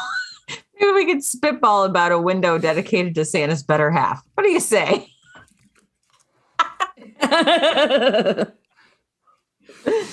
Okay, so this sort of leads into my bottom bun, which is fucking Aunt Edna. Oh, yes. I want to meet her. We meet her, and she's amazing. First of all, yes, we do get to meet Aunt Edna. Right, she flies in to New York. She finally comes into New York for Christmas. She's like, I can fucking get a car myself. Yes. Oh my God. Aunt Fucking Edna whatever. is the shit. I want to meet her. Same. Also, at one point, she's talking to Aiden on the phone. She literally just threatens Hank like the entire time. Oh. With like a paring knife or something. I know. But like Aunt Edna is so fucking awesome. The stories that he fucking tells about Aunt Edna is amazing.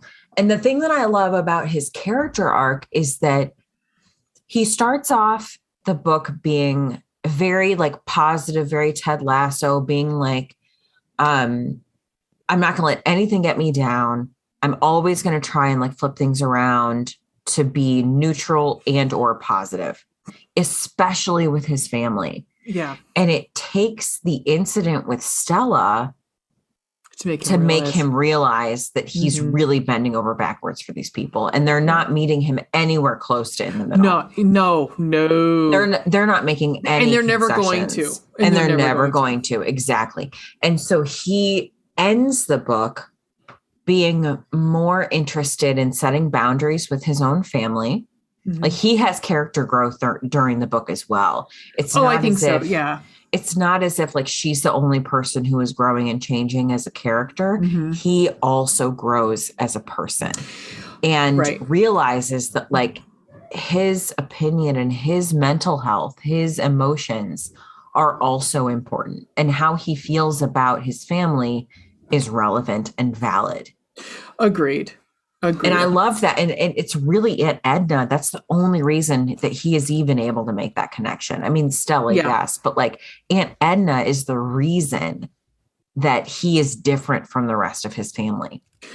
And he says that to them at once. He says, "Thank God you sent me to Aunt Edna." Exactly. Because I think like if up until that point, he was like, he kind of felt left out or neglected because he had been sent there, and it was like all of a sudden it was a realization point, like I'm a better person because they sent me to Aunt Edna. Yes, he thanks his father for sending him there. Yep, absolutely. And I love that. And his father is a piece of shit. I mean, it comes down to. I also cannot imagine, like as a parent, I cannot imagine just sending my child away with little explanation. Where was his mom? I was going to say, what happened to the mom? I don't know. Was that ever explained? Because I thought maybe she died, but I didn't get that. So right, like he never says anything about it. I don't know. Possible. It's very possible. It's very possible she died when he was young, and he has very few memories. And again, we could have had 50 more pages, and we could have maybe talked about this. Maybe gotten into that. That's fine. Yeah. Ween, do you have a bottom bun for us? I was dipping my finger in the white chocolate left over. Your face. Were you making these upstairs? actually dipping them one by one and the drizzle. Yeah. From working at a No, chocolate it's factory, like- I could teach you the proper drizzling technique, which involves a spoon and a Well, oh shit. Okay, while she's licking her fingers, let's do this. Oh wait, should we wait till Oh my god, till- that was explicit. should we wait till eggplants?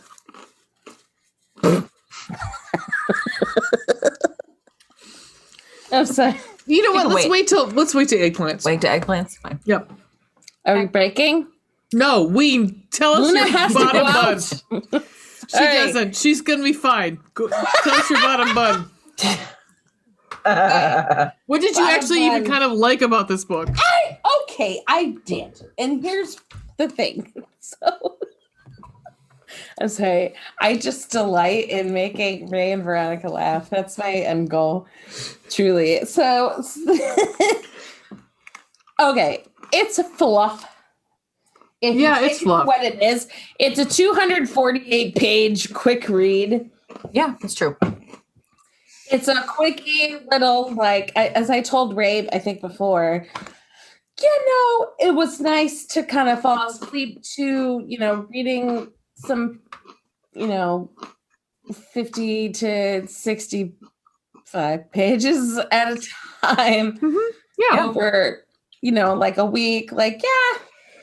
And there were some parts, I'll be legit, where, well, I don't know, this might go into like the old moldy mayonnaise on the bottom bun. Where, all right, can we talk about Aiden? Yeah, we can of talk about course we can Aiden. fucking talk Yeah, so are we about talking Aiden. good Aiden or bad Aiden? We talking about Hold like on. So all of the above. The Aiden that's like lady in the streets and freaking the sheets kind of guy, which uh-huh.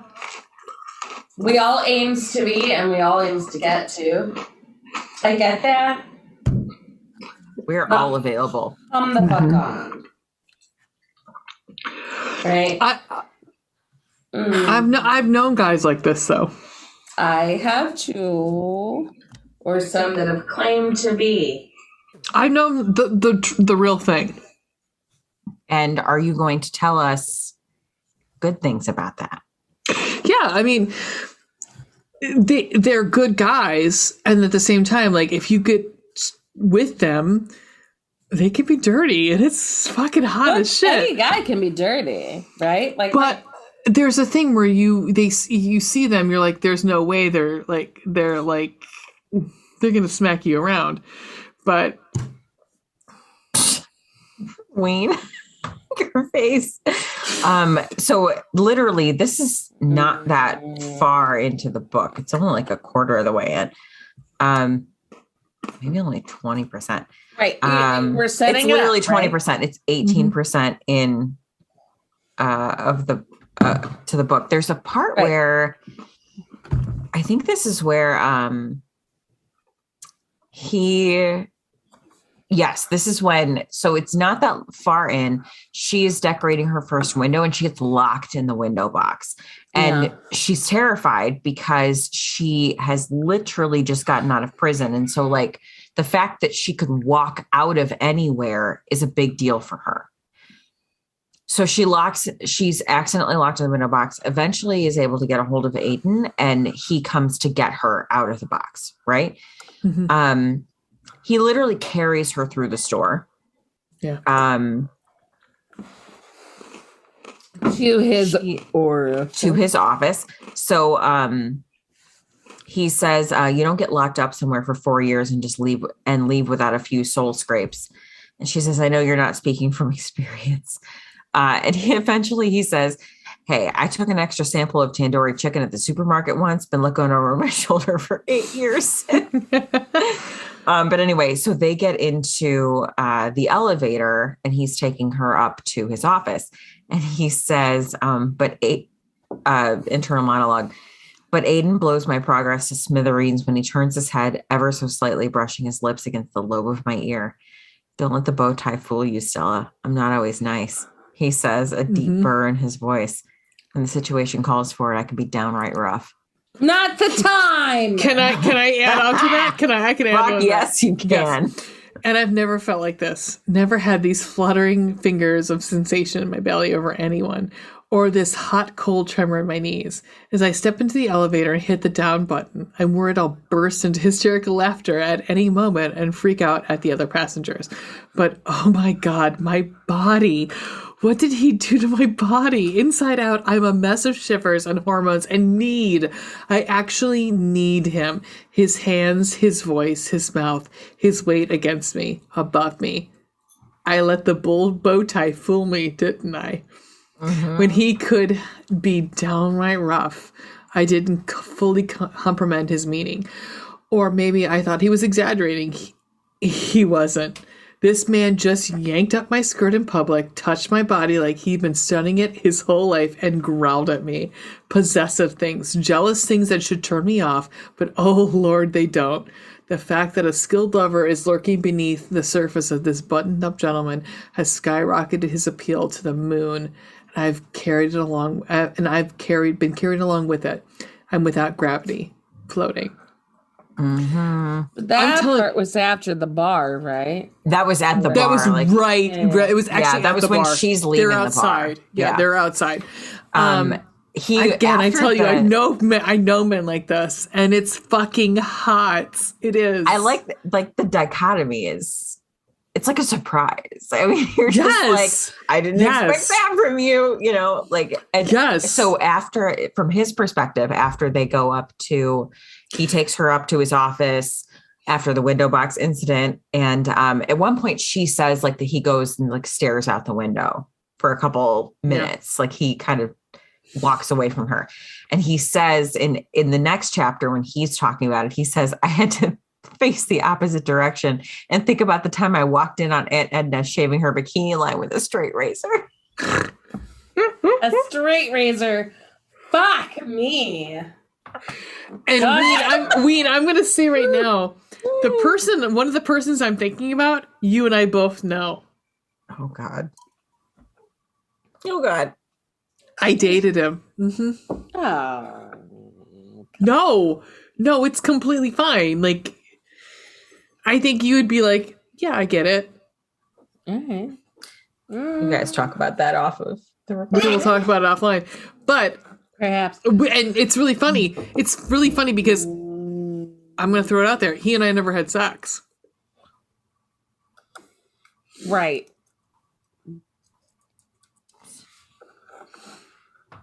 I'm putting it in the chat. The chat. Yeah. Yep. Right. So, I'll admit that when Aiden gets Stella out of the window display after she's like suddenly trapped in freaking what are you shaking your head at? What is that? What's happening? What are you gonna miss? Are you gonna spit? Are you gonna spit? Oh, she's saying that everybody don't look at me so I don't spit on my wine. Weed, finish your bottom bun. Go ahead. Sorry. We still have lots to go through. Oh, fuck me. We do. Finish your bottom bun. It's 1:00 in the morning. Oh, fuck me. Yes, exactly. Okay. Finish your bottom bun. It was okay. Next.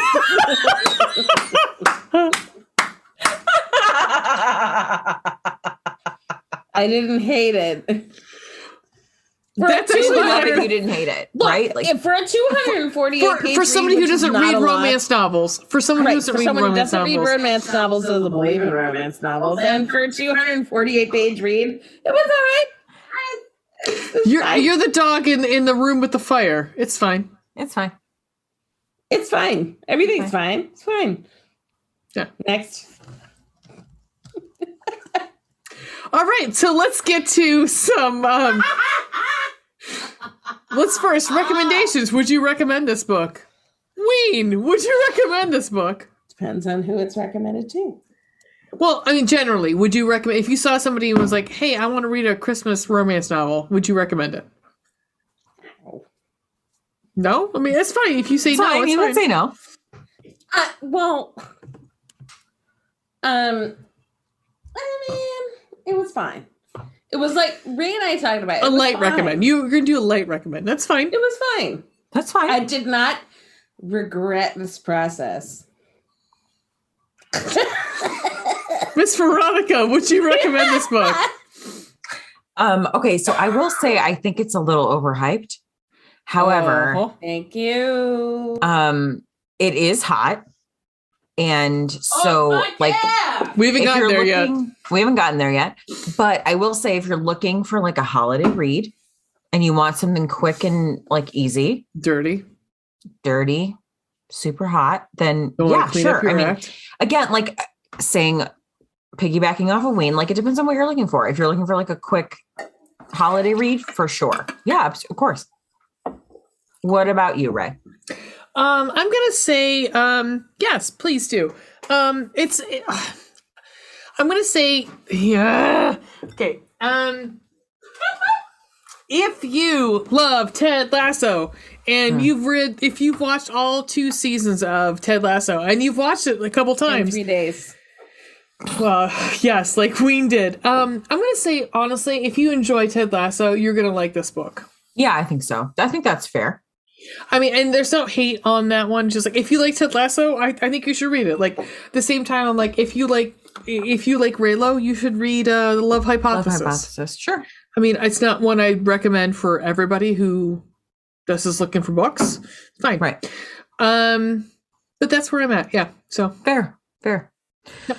Shall we All talk right, hearts let's- and eggplants? let's do it. Hearts first. All right, Ween, hearts. Give me some hearts. 2.5 hearts. Okay. Miss Veronica. All right. So I said 3 and I want to explain myself. So the thing is, Aiden is awesome. Okay. But Yeah, Aiden is fucking amazing. Aiden is fucking amazing. But here's what I loved about Aiden and why that influenced my heart's rating. Okay. Now, literally, he is like in the shower jacking off to thoughts about Stella, right?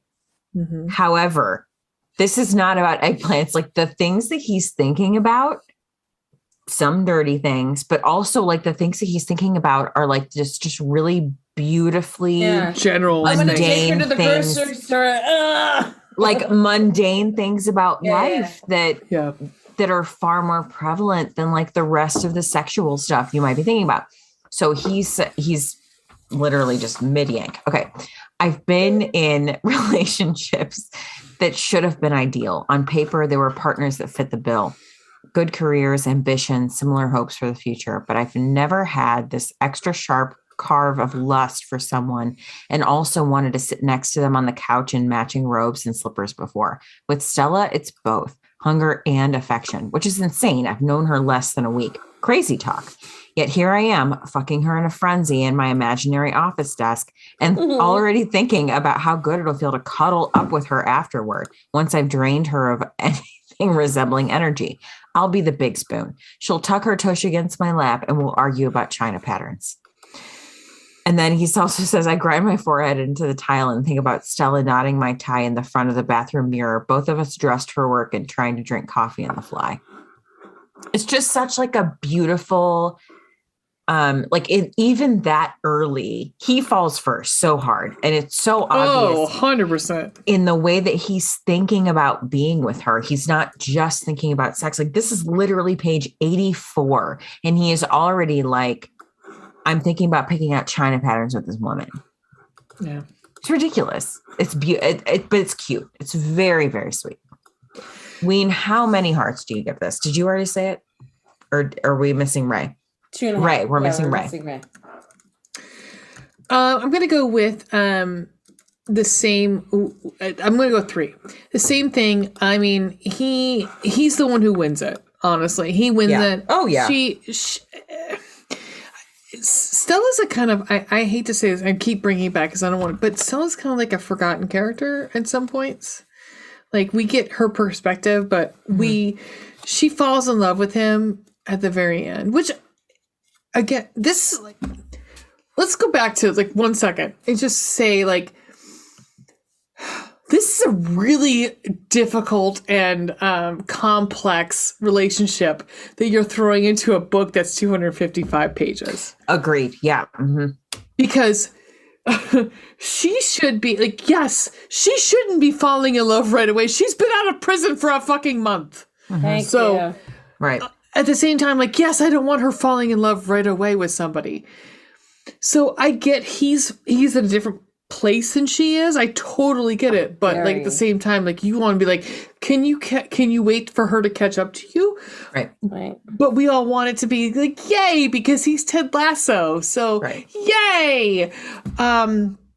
It's a horrible contradiction. So I'm gonna say like 3 because he loves her first, I guess. But at the same time, like it's part of me wants to give it a 2 because at the same time, because I'm like, but she needs to catch up. Like she needs to be in a better space because she just kind of like, part of me by the end felt like she said, yes, I want the robe and the like the family. But I'm like, do you really? You've like, literally been out of prison for a month.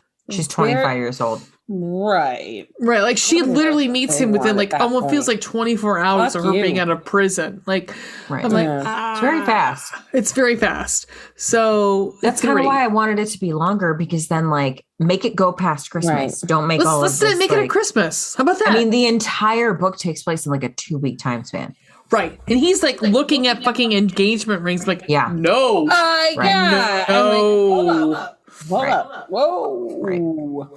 And he recognizes and he says, this is fast. So I do give him that. But like part of me is like, sure. Any guy who would even recommend that, I'd be like, or who would suggest it, I'd be like, get the fuck out. Sex and the City, forgive me. Red flag. But like, you know, does to paraphrase Sex and the City, I should say, does every dude deserve a medal every time they correctly identify a feeling? Like, I'm pissed off. Like today, when my 4-year-old literally said to me, I am angry. In my mind, I was like, thank you for correctly identifying that emotion and expressing that. That's not something I would say to my 45-year-old husband. Yes. You know, like it's not the same. No. Okay. Shall we move on to eggplants? Yes, please. Ween. 4. Ween gives it 4 eggplants. That was I think we're gonna be across the board on this one, are we all? Yep. There were twice times where I was like, I'm gonna have to pause this book. Go find my boyfriend. This book was, I mean, I also say 4. This book was fucking hot. And so I also, there was a lot of sexual tension prior to like the main events. However, I will also say this is literally page 77. This is a third of the way in the book. At this point, we sort of know like that he is a little dirtier in the bedroom, right? It's kind of already been established. This is, God, I don't remember where this is. He makes a sympathetic noise circling around the back of me. Before I can guess his intention, he slips his hand beneath my jacket and runs a firm thumb over the center of my lower spine. Oh, my shameless moan is echoing off the walls of the main floor of Vivant. And he says, if only we had the proper paperwork filed, I'd be taking you home for more of this. His thumb digs in, circling on top of my sore muscles. It feels good. My vision doubles, my neck falling back on my shoulders. I do my part. A hot bath would do the rest. From behind, he rests his mouth on my ear, his hand settling on my waist, very briefly squeezing. Tell me you want to hear what would happen next, Stella. Give me permission to say it. Yeah. Uh-huh.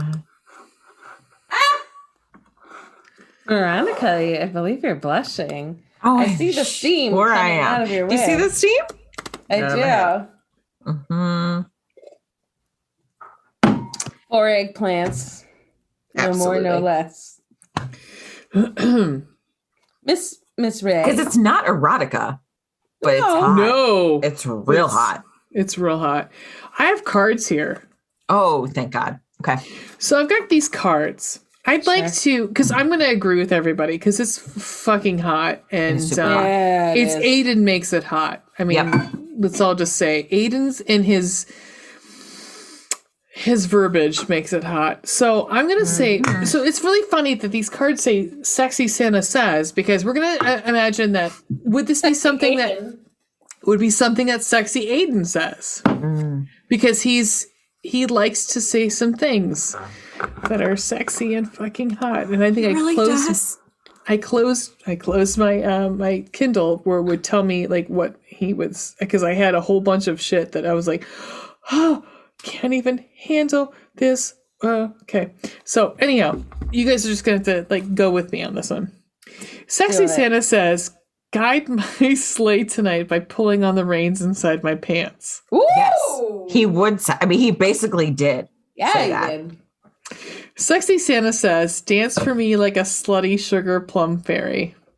I feel like he would say that. Maybe. He wouldn't I don't call her a think so. slut, though. No. He I'm would gonna say say- dance for me, but he would not call her a slut. Let's say no on this one. Okay, fair. Okay. Sexy Santa says, "Sing a popular Christmas song for me as sexy as possible." That doesn't really feel like his dirty talk. No. Sexy Santa says, oh, this one I know he would. "Allow me to cup your breasts as if they were snowballs." Come the fuck on, Bridget. So I guess that's a yes on that one. Sure. Oh, Sexy Santa says, "Roast my chestnuts (parentheses testicles) by putting them in your warm mouth." In case anybody was getting, because some people honestly don't get it, I guess. Is sexy Aiden saying that? I wouldn't call him as warm chestnuts. I mean, I don't know. I don't really. Would you saying see that. him saying? You okay? No, okay. I don't see him saying it. Okay. Sexy Aiden says, "Use sexy moves on me to convince me that you are truly a vixen." No. Okay. Sexy Aiden says, "Use your mouth and tongue to show me what Christmas future has in store for me."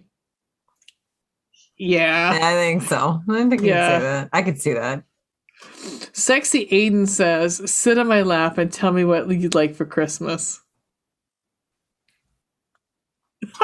Ween's face!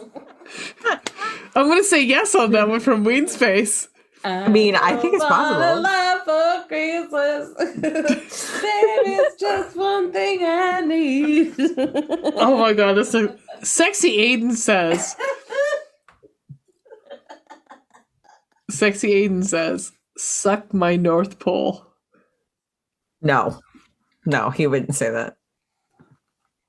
No. No. Sexy, I'm actually reading what Aiden said. Sexy Aiden says, "Use your tongue to trace a Christmas star around my genitals." No, yeah, he would. I feel like he would. That's a stretch, but it's there. I don't know. I don't think so. Sexy Aiden says, "Don't be a Grinch while you offer me a generous stroke session." Aiden would say that. I am gonna voice that one. Yes. No.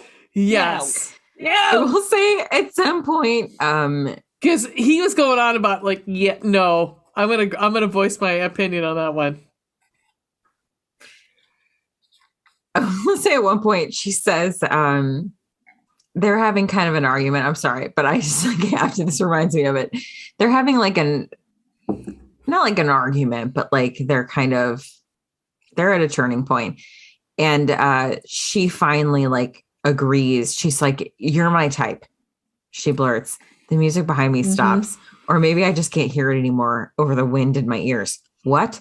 Oh my God. She groans, slapping her hands over her face. Can't believe I just said that out loud. I can't believe it's true. You've given me a weird bow tie kink and nothing else is appealing now. It's terrible. Well, all I was thinking was that this guy offered to buy me a drink. Why? He doesn't have any stories about Aunt Edna. What could I possibly get out of this? He's excited because she likes his Aunt Edna stories. And he says, Stella, she interrupts and says, no, hold on. It's probably a good thing she interrupted me because I'm on the verge of proposing marriage, or at the very least, a weekend in Vermont in one of those cozy cabins with a fireplace and a whirlpool bath. Okay, sorry, go ahead. Sexy Aiden says, jingle my bells, parentheses, my testicles, with your hand. I don't think he'd be that corny. Not in bed. No. No. Sexy Aiden says, go sledding by sliding an ice cube in your mouth and down my body until you reach my genitals. Yes. Okay. Yes. Yes. Yes. Yes. First of all, has anybody ever had someone go down on them with an ice cube? No, I did it. I did it. I have. I've done it because Cosmo told me to do it. And they're like, wait, what? Wait. Okay, hang on. Hold on. We need to fucking pause. Okay, not Not literally, no. Not literally, but I have so many questions. Okay, so Ray, you have done it? Ween, it has been done to you?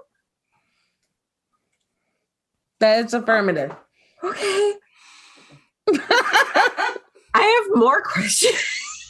Hey. I mean, who wants to go first? Like, who do you have questions for? Both of you, A. Okay.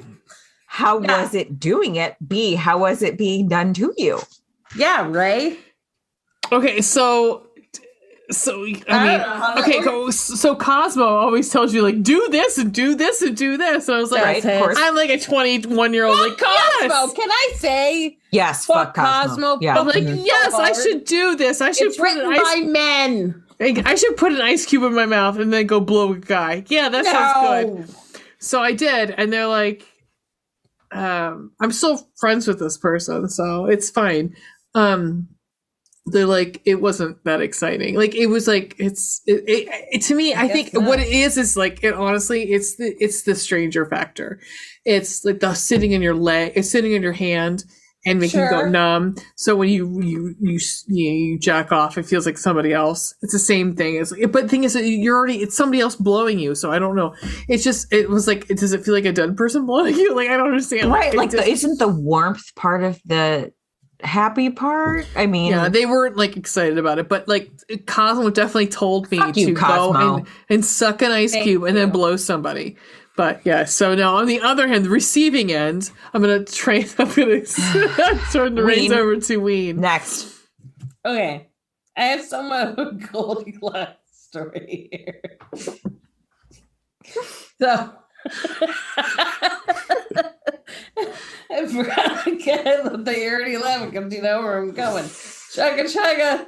Try not to spit out my wine. So, okay, once upon a time in my youth, hair flip. So I was trying to spice things up a bit. So we tried that fun, everything's empty, by the way. That fun KY jelly that was like warm. Oh, this, yeah, Oh, like yeah. this hot, yeah. Anybody remembers when that came on? They all wanted to try it, me included. And we, like, first of all, thank you very much. You never needed lube. Hashtag blessed. So we used it. There's nothing wrong with needing lube. It's fine. No, there was nothing wrong with needing lube. So she's blessed. Just Hashtag blessed. Never needed, but of course I say that now, and I probably will, but it's fine. There's nothing wrong with it. If you need any additional help, go to northwestpharmacy.com. AdamandEve.com. Anyway. Hashtag sponsors. So we used this warming gel, and then we were like, oh, it's warming, so it'll be nice. It felt like my clitoris was gonna burn the fuck off.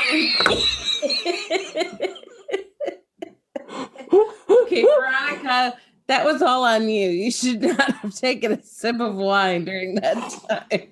So, what's funny? Wait, but your person didn't put it like in his mouth. And then, No, didn't. Well, that's what I was thinking. Like we were put thinking it on his I was penis. He put it on his person. Right?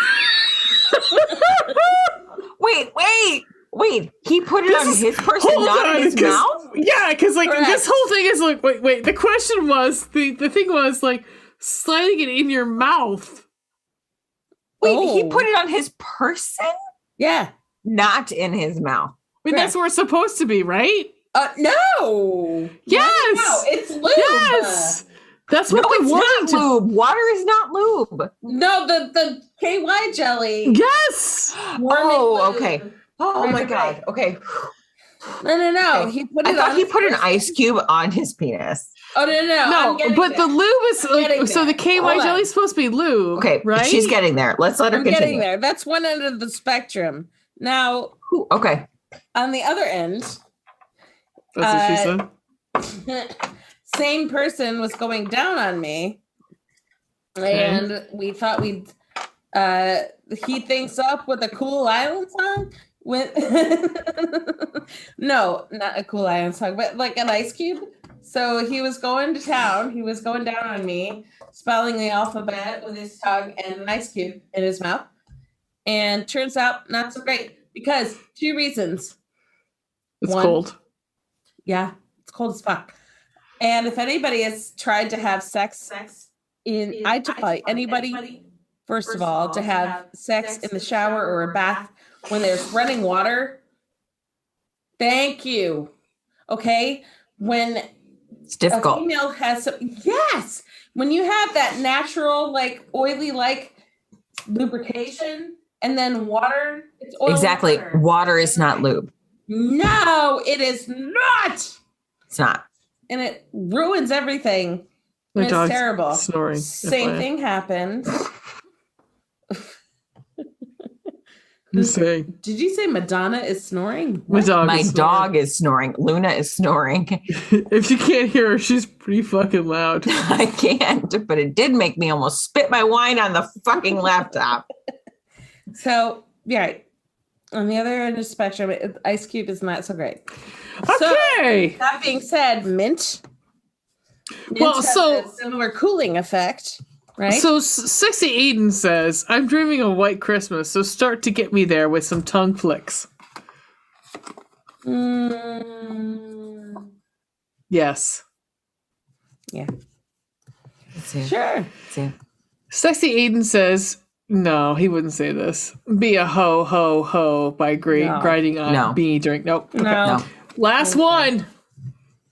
Sexy Aiden says, decorate my genitals like a Christmas cookie, then lick off the toppings. Oh. You know what? I could see him using food, but I could not see him saying that. Those are the cards. Oh, wait. You want to know what Aiden says? What? So, Aiden says, I know, sweetheart. I know you want that cock hard and dirty. He kisses me until my mind is spinning, then presses our foreheads together tightly, his pace picking up, verging on wild. And now you know. I can eat your pussy gentle and fuck you rough. Not so nice now, am I? No. No. I want to let everyone know that my mom just texted me. What'd she say? She was asking if my kid went to bed nicely tonight. Like, Yes, she did. As a matter of did fact. she go to sleep easily last night and tonight? No. Yeah. I mean, well, actually, whatever. It's fine. I'm gonna say right now, Okay. like Aiden is literally the best part of this book. I mean, oh, here we go. He is, Here. and he's not. Okay, so here's the other one that I have highlighted. Hold on, I just lost it. God damn you, mother puss bucket.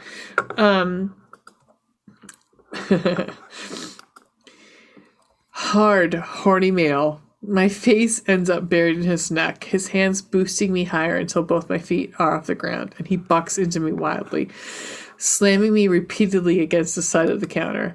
His mouth finds my ear, laps at it. You like getting rough dick, Stella? Yes. Yes. Did you think I'd be able to fuck you any other way after you let me stroke your throat? He rasps into my neck. So good to me on those knees. I mean, guys, this is fucking hot. I mean, like, yes. So we're at 4. We're at 4. I think we all could agree on 4. It's fucking hot. Like, it's short of a threesome and describing an erotica. This was fucking. Yeah. Jesus God, this is hot. Really hot. Okay, so let's do some. Do we do recommendations and stunt casting? Yeah. Already on stunt casting, baby. All right, let's do that. Okay, so let's do some stunt casting. Hold up. Who wants to go first? So who do we want to go first? Oh, well, you're dropping that looks like Ween. So well, I just put it in the chat because exactly. Okay. Right. Okay. All right, Ween, why don't you go first and tell us about your stunt casting? Who do you? I did Aiden first. Okay, perfect. Okay, let's do Aiden. So I have 2 options. Straighten my toe. All right. One of whom is because it describes him as green-eyed and curly hair. Mm-hmm. Oh my God. Okay. Yes. Okay. Yeah, Matthew Morrison for one. Yeah. Fair. Who, Fair. as a side note, is an amazing singer. Started in Light in the Piazza. And he was, I think, wasn't he on? Was that what show? Glee. Yeah. Mm-hmm. He's an amazing singer as well. I didn't know who this dude was until I looked him up and Wait, you didn't know Tom Welling? No. Oh my God. Okay. He actually came up in my searches too. Yeah. Did he? Are you guys fucking okay? Hold on. He played Superman in the series Smallville or whatever. Yes, exactly. Yes. And now he's a beautiful, like has that salt and pepper sideburns kind of. Oh, he played a huge part on Lucifer. Yeah. Oh, is he in Lucifer? Oh yeah, he plays Cain on Lucifer. I'm actually putting it in. Oh, he's gorgeous. He and Lucifer, Tom Ellis, right here, play a gay couple at one point. Nice. And I just included that in the fucking chats. Enjoy it. Oh, yes. Oh yeah, so cute. Yeah, he's fucking Tom Welling. very cute. Very cute. I want to do so many dirty things to him. But yeah, I can see it. I could completely see it. 100%. It's Aiden. More than I can see Matthew Morrison. Yeah. Green eyes, curly hair, like. I can see it. Yeah, I can see it. I can see it. 100%. Ladies. Veronica, do you want to go? Sure, I can. I was just putting Ween's preference for Matthew Morrison in her stunt casting so that it's updated. FYI, so I'll just keep talking while you're doing that. Tom Welling played Cain, like Cain and Abel. He played Cain on Lucifer. So he's immortal. Wink, wink, wink. And he's fucking hot. He's daddy. Like I don't like that word, but oh my. Here, I'm gonna put this one here. Nice silver hair daddy of mine. You know what I mean? I mean, Jesus Christ! Like he went from like so literally Smallville to what happened? Yeah. There was no in between. No, it was salt this. and pepper is. There nice. you go. Enjoy that. Enjoy fucking that. Any man who struggles with their hair color, God damn. please. Right? We love the silver hair. We love it. My boyfriend legit is 45. Same. And a couple days ago, this was fun. We had to check his girls for lice. Mm-hmm. Because we're like, oh, there's other things to worry about than COVID in schools. Got it. So we had to check them for lice, and we had to do their hair. And I'd never actually physically done it before. But, for like the eggs and the whatever. And you're going through the hair and, combing through the whatever. Yeah. And then at the end of the night, he's like, thank you so much for helping me, babe. But there's one more thing. Got to look through my hair. And so, I'm looking and, his hair is a lot shorter, so it's easier to look through. And he's like, yeah, and if you see any gray hairs in there, pull them out. I'm like, babe. No. Leave them there. We're leave those. We're leave them there. Pray to them because they're hot. Right. And the very few. We're going to pay homage to them. Yeah. Right. I'm going to sacrifice a goat to them. That's fine. First of all, fuck him for not having any. And secondly, the very, very few that I have seen have been right here. And I'm like, fuck up. Oh, it's even hotter. I know. It's even fucking hotter. Oh. Hotter. Anywho. My husband has blonde hair. Yeah. And so they don't really, they're actually more apparent in his beard. Mm-hmm. Which for some reason is even hotter. Genital area. That's where that'll appear first. There you go. It's just like for whatever reason, not bad.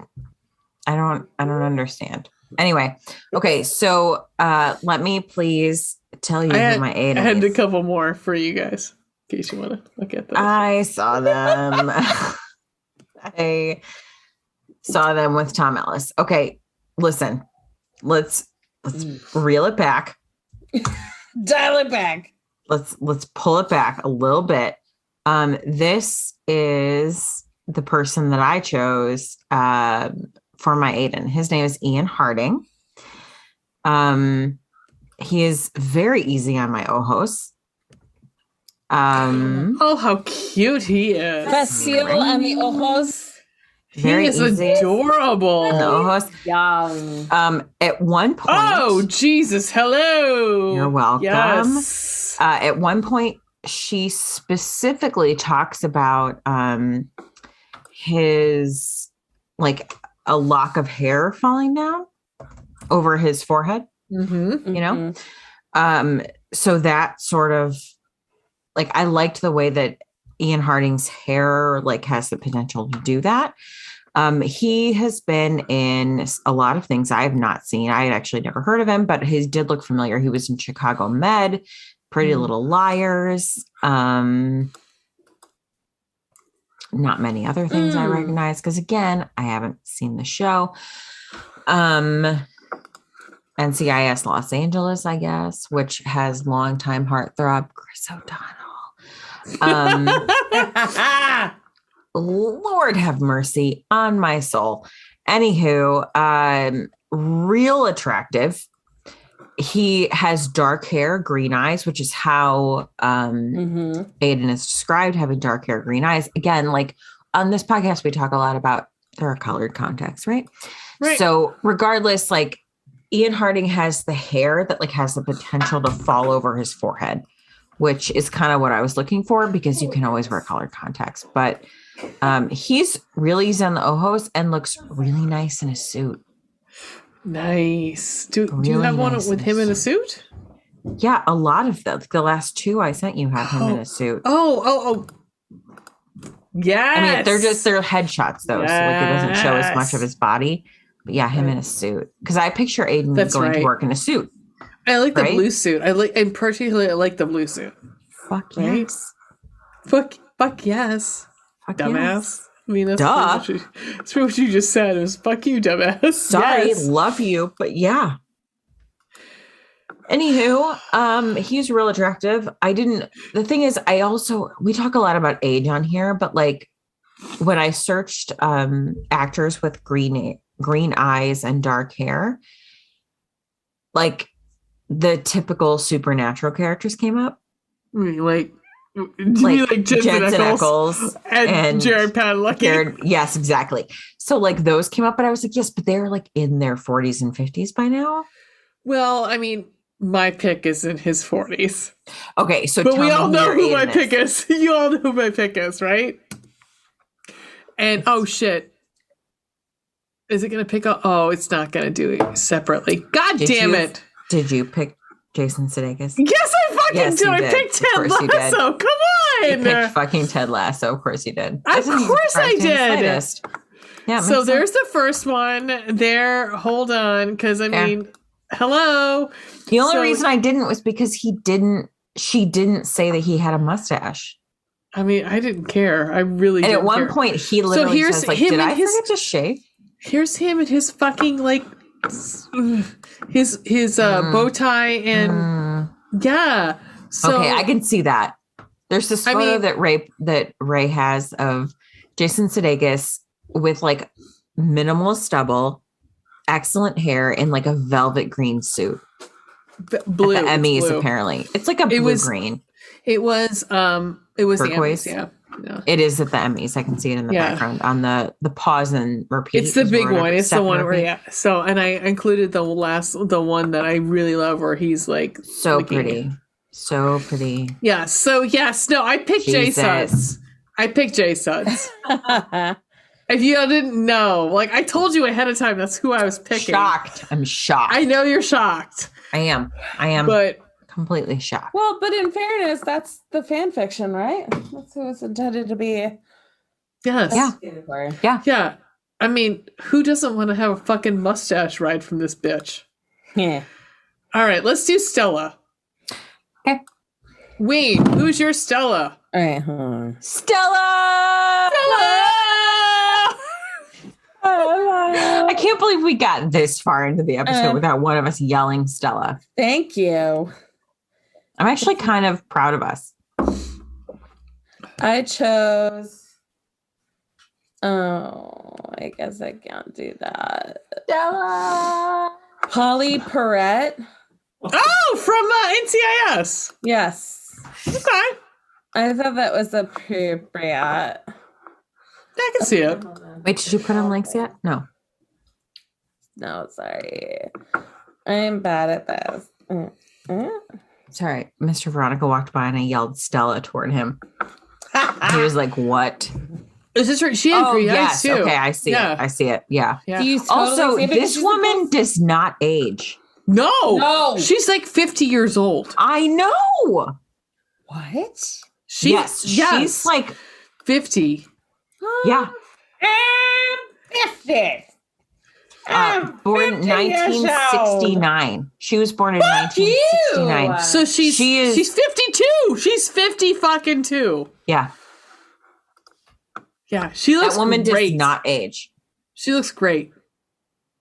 Good for her. I know. Well, she had a stalker, so yeah. Yeah, that was a thing. Yeah. Yeah, she's been Well, kind of in any outspoken case- about that. 100%. I will Good agree for with that her. one. Please 100%. do. I would like the name of her esthetician or skin. Right? So, I agree. I like it. right. She's totally perfect, right? Because she has like blue eyes. She has green eyes herself, I think, but colored. Look, Color contacts. Color contacts are a lot easier with already light colored eyes than Right. Yeah. Yeah. Right. First of all, and secondly, excuse me. It's said that she needs to kind of, I hate to say look like, but she needs to kind of look like someone who could believably have had even a blip of a prison past, and also like somewhat of a gothy phase. Because, please, Mr. Veronica. Mr. Ray just said Mr. Veronica. I sang it. Like, No, I agree completely. Like she looks like she could have a past. Yeah, for sure. I've always wanted to know someone with a past. Nice to Magnolias. Thank you. Wow. Miss okay. Veronica. Yes. All right. So I'm super happy. Listen. I wonder if we have the same one. Okay. So immediately I knew who I wanted. I wonder if it's the same person. Maybe. I don't know. Let me Okay. see. All right. So here's the first one. The person that I chose immediately. It's really interesting. Okay, it's not. Oh. So the person that I chose immediately, like for chapter 1, I was like, this is who I picture. Her name is Emma Mackey, and she is Maeve from Sex Education on Netflix. If you have not seen it, that show is really great. It actually had to grow on me. I can see it. I can totally see it. It was difficult for me to watch this show to begin with because as a parent of a very small child, it was difficult to watch of like these high school students being so openly interested in sex. Yeah. Like, it just, in some ways it made me sad. Like as a parent now, I just view everything a little differently. Regardless, England and most of the world views sex and like teenagers differently than America does. Yeah. So it's sort of interesting to see how it's portrayed differently. Regardless, she plays Maeve. And I really like her as an actress, but that's the first fucking thing I pictured when I was reading chapter 1, totally Stella standing outside of the windows. Yeah. This is what I pictured was her. She has dark hair. She has lighter eyes. She's had bangs periodically, but like regardless, she could. Like I could see this 1,000%. It's possible. Yeah. Yeah. So anyway, that is Emma Mackey. I like it. Is my Stella. Yeah. Anywho, Ween, have we gotten to you yet? Who is your Stella? No, it's me. Oh, right. It was Polly Perrette, whatever. So right. I'm sorry, but like you're both logged in as like Ray. I know as her, right. So when like you post things, I don't actually know who is posting anything. Okay, Ray. So my first thought was this person. Oh, okay. I get it. It is here we go. Yeah, she's from the bitch next door or whatever. She's from everything. Like it's Kristen Ritter. She's been in a lot. Yeah. Like it was like dark hair, green eyes, and I was like, Kristen Ritter. Like it was the first person that popped in my head. I was like, Kristen Ritter. Like so, I mean, she's obviously older than. I mean, Jason Sudeikis obviously is older than. Right. But also is Kristen Ritter. But that is who I thought. The age difference between, from what I recall, between Stella and Aiden is like me and my boyfriend, which is like 8 years. But still, I think Kristen Ritter's older than all of us. I'm pretty sure. I know I think she's older than me. I think she's older than me. Really? Damn, these people and their... I know Jason Sudeikis. Jason Sudeikis is 47. Jason. Yeah, he's up there. Yeah.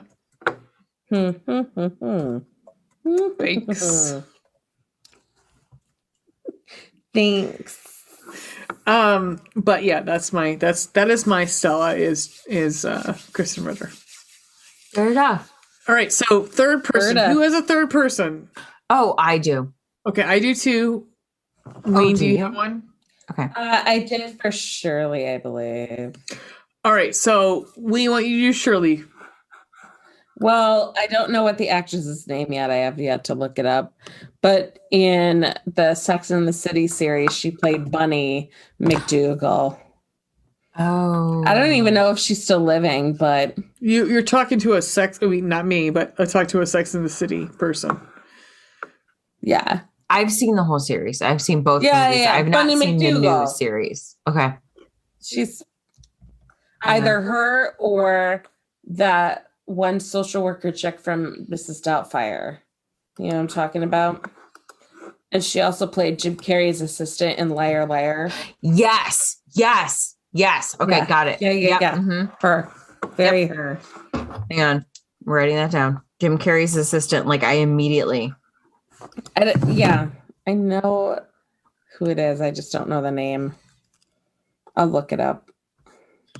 But she's been one of those people who's been in a lot of things and a lot of bit parts. But she's phenomenal. First of all, Liar Liar is one of my favorite movies. Yes.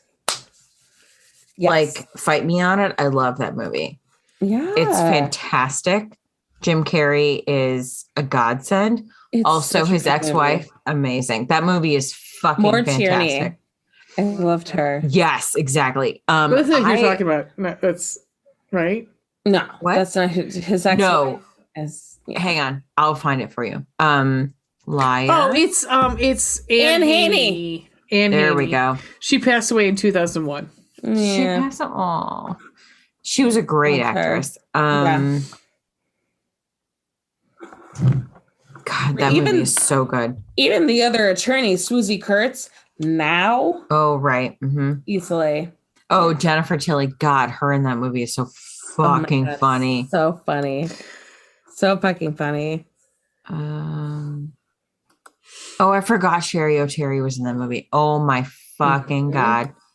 Wait, who was that actress that you guys, what was her name? Anne Haney, I think. Oh, there Yeah. it is. Yes, Anne Haney. Yeah. Okay. She played his assistant. His God, boy. she's so funny. Oh, I know. Oh, God rest her. She was great. Ray, do you have a third person? I do. So I chose Jordan, who is Stella's friend, who is one of the salespersons, and again, we're talking about like this person is older. It's older than me right now, but at the time, like would have been like at the age of her powers would have been like the perfect person, and this is Aisha Tyler. Oh, yes. Yes. Yeah. Got it. She's fucking gorgeous as fuck. Like she's so 1000%. gorgeous. She is I mean, so she's pretty. gorgeous, but she's Oh my like gosh, sarcastic ever. enough. I love her, and like, Yep. yeah, Aisha Tyler is amazing. Yep. Totally into it. I love Aisha Tyler. Mm-hmm. Mm-hmm. Yeah. 1,000%. All right. God, I love her. We're moving down to you, Veronica. Me? Veronica. All right. I have to go to the bathroom. Yeah. I was Same. going to go to the bathroom. Yep. Okay. So now listen. Listen. So my third person is Leland. Right. Leland is Aiden's assistant. Right. I read him as a gay man. Is it Dan Levy? I love him so much. No, it's not Dan Levy. I can't believe I didn't say this on the last episode. I totally read Alex as Dan Levy. Dan Levy. Yes. From Schitt's Creek. Like many, many times. If he were a white man, that's what I would have. I read him saying many of these things as Dan Levy. Anyway, so I pictured him as this beautiful gentleman that you'll all be familiar with. I have no doubts. Oops. Paste. There you go. There's the first one. I don't know who this is. Yes, you do. It's fucking Spider-Man. Yes, it is. Jesus asshole. Christ. I'm being an asshole. Okay, good. What's the new one coming out? What is it called? Far From Home? What the fuck is it called? I don't know. Far From Home. I think it's called Far From Home. Yeah, it's Far From Home comes out. I don't know. Weekend. It's Yes. fucking Tom Holland, you guys. Bitches, I was trying to okay. Sorry. It's 1:30 in the it's 2 in the morning. Fuck. It's 2 in the morning, but I'm trying to be See, okay. I was thinking, okay, let me show you who I was thinking for Leland. Yes, I agree. 100% Tom Holland. I would Thank like you. to do bad things with For Leland? Yes. So I was thinking Yeah. for this guy because they described him as having red hair. Oh, did No Way Home. That's the new one that's coming out this fucking No Way Friday. Oh my God, Jesse Way Tyler Home. first, and I do love him so much. Come on. Yeah, I but, can accept that. oh. I'm back in with Tom Holland. I feel like Tom Holland would be cool with playing a like flamboyant gay man. Also, there's one point. Hang on, I'm gonna have to find it. Sorry, testing. Hang on, I will search for it.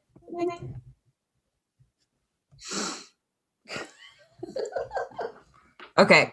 All right. So this is the point where Aiden is standing up for Stella.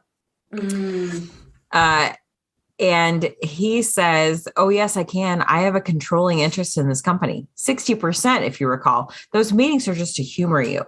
Leland has produced a lighter out of nowhere and is waving it side to side in the air like he's at a Foo Fighters concert. Well, I think he won you by Foo Fighters. Of course he fucking did. Are you kidding? I loved Leland before that, though. Even in that moment when... So Leland is leaving and he's still fucking waving that thing above his head. I forget. I can't see like where that comes from, but he's like, Leland is leaving still like waving the thing above his head. I just fucking love it. That lighter moment. He's produced a lighter out of nowhere and is waving it above his head. Tom Holland. You know what? Because you know what I love about Tom Holland too is that Tom Holland is one of the sweetest people on the planet. One. Yeah. Two is that he like fucking no one can trust him with secrets because he accidentally lets him out. He accidentally lets him out. He does. And I don't think he means to at all. He just does. No, he just and he's does. like he's just adorable. He's adorable. Like I want to put in my pocket adorable. Oh, 100%. He's also very like small as a human. It's adorable. Yeah. Awkwardly enough, my grandmother apparently told my aunt that small men carry big packages. I mean, I've seen enough porn. I could probably agree with her on that one. It's not always the case. Of course it's not. It's luck of the draw. I mean, it's 50-50. Mm-hmm. All right. Let's so go anyway, to the bathroom. Let's go let's bathroom and come all back. take a potty break, come back real quick. Yeah. Okay. Because it's 2:00 in the morning, bitches. Hey, you guys, I'm really fucking tired. I have to get up and fucking carol in the morning, so let's do God this. damn it. Yeah, my kid's going to wake up in 5 hours, okay? Okay, bye. All right, bye. All right, I have to pee. Oh my god. I have to pee so bad. Well, go pee. I know you've all peed. Hang on, I'm stopping. I peed like 8 times. I know. You should go to the bathroom while we're waiting. Because I know you'll get me.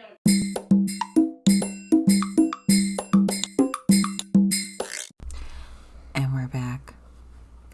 And we're back, bitches. Just like Brittany says, right? Oh, Brittany is free. Thank God. Gotcha. Oh my god, yeah. It's about fucking time. So we're gonna hear right now. We're here for recommendations. I mean, the first recommendation for all of us should be the fucking hating game movie, right? Okay, literally that's what I was going to say. Okay, so my book recommendation is The Hating Game because I'm going to reread it ahead of the the movie came out, but like you and I are going to watch it next week. Yes. So like that's what I'm rereading The Hating Game this week and I cannot fucking wait. I can't even we've seen some scenes from, and then also Rotten Tomatoes has what did I say? Rotten Tomatoes has a 78. Was what it was? Is 83. 83 was like a couple days ago, and then it's moved on to a 78 or something like that. But still, 78's good for fucking Rotten Tomatoes. I mean, I will take that. Exactly, I'll take it to the fucking bank. Hi, baby. Miss Ween. Yeah. Do you have a book we should be reading? Did I already ask her? No. Okay. We just go ahead. Ween, do you have any It recommendations? doesn't have to be a romance novel. It could be anything. No. Ween has recommended plenty of not romance novels. I have. And in fact, I'm starting to read. I got it last year for Christmas, and I got it for Christmas and neglected to start reading it. But there is no judgment here. Nope. No judgments. It's a biography, Conversations with Ruth Bader Ginsburg. Oh, nice. Yeah. Oh, nice. Love her. And I had requested this, before she had passed.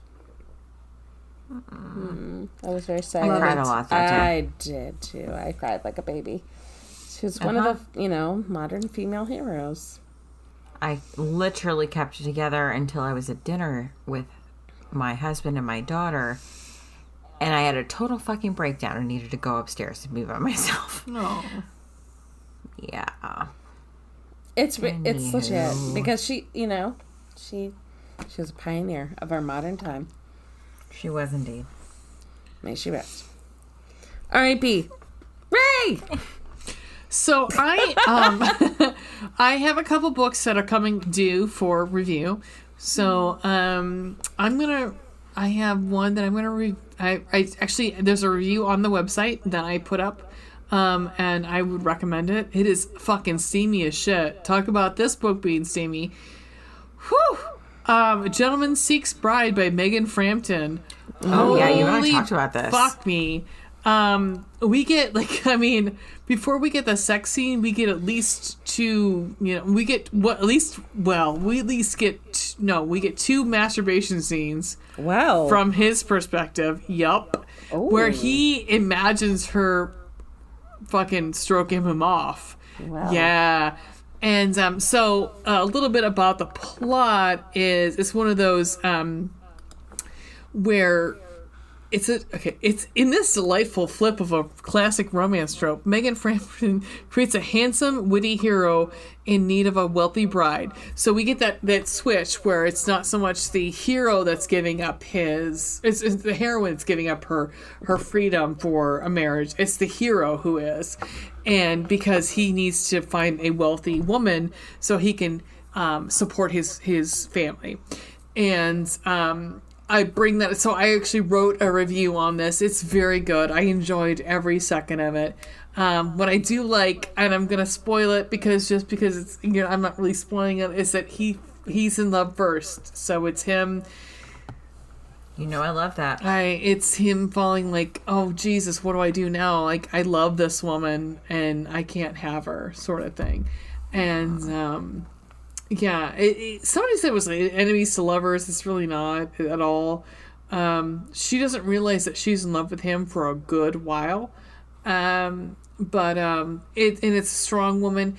Parts of it you're gonna have to like suck it up and like kind of be like, yeah, whatever, because it's not gonna be believable. There's a whole story with her brother, because she's living with her brother in it. And you're like, okay, so you're both single and you're living together. He's a bastard son. And you're like, I don't believe this would have happened. But for all intents and purposes, you just suspend disbelief and just read it. It's good. I would 100% recommend it. I loved it very much. Fair enough, man. What about you, Veronica? Well, okay, so I'm rereading The Hating Game this week, as I said. Now, I also have, this week, I read with a friend of the show. I won't mention her by name, but she and I read, let me get the name for sure, because I've told you the incorrect name a couple times. We read something that is all over fucking TikTok called Santa Claus is Going to Town on Me. Jesus Christ. Okay. Yep. I'll read that shit. It's Marie Lipscomb writing as ML Eliza. So anywho, it's been all over TikTok. It's a novella. It's only like 100 pages or something. Not bad. Not bad, really. Santa is not my kink, but it's not bad. So there's that. Anywho, that's what I got. Cool. And I've listened to no new podcasts because life. Okay. Ween, do you have any podcasts you'd like to recommend? Oh, I'm glad you mentioned that. Is there a certain one that you and I are hosts of? Oh, can we talk about the amazing person that commented? Yes! Okay, because we're gonna bring it up on our podcast, but we have to bring it up here really quick, and we will just move on. So fucking Ken Foray, who we spent a good 15 minutes talking about how awesome he was, fucking commented on one of our videos on Instagram, and I'm losing my mind.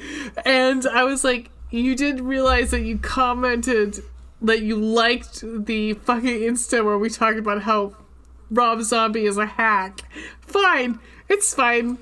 But whatever. It was a job for him. I appreciate that about him.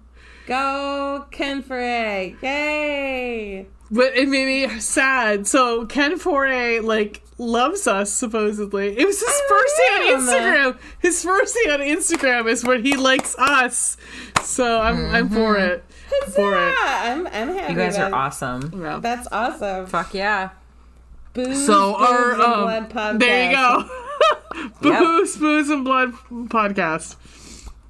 10,000%. So I'm gonna recommend. I'm gonna recommend a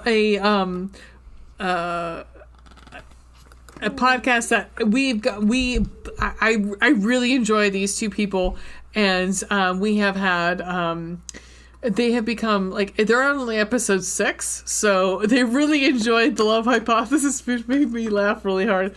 But I've enjoyed our interactions with them quite a bit. They're two sisters, Allison and Rachel, and their podcast is We Read It in One Night, and I really like them a lot. And I'm hoping at some point I'm gonna reach out to them, but because I really would like to do like maybe possibly a combo with them, because Absolutely. I think like I would love to have them on the show. Yeah, I think the two of us, like the four of us together, would be a really good combo. Yeah, it would be really fun. Yeah. So, as they say, is welcome to We Read It One Night, a bromance podcast. Join two sisters, Allison and Rachel, as they giggle and gossip their way through their favorite romance novels and movies.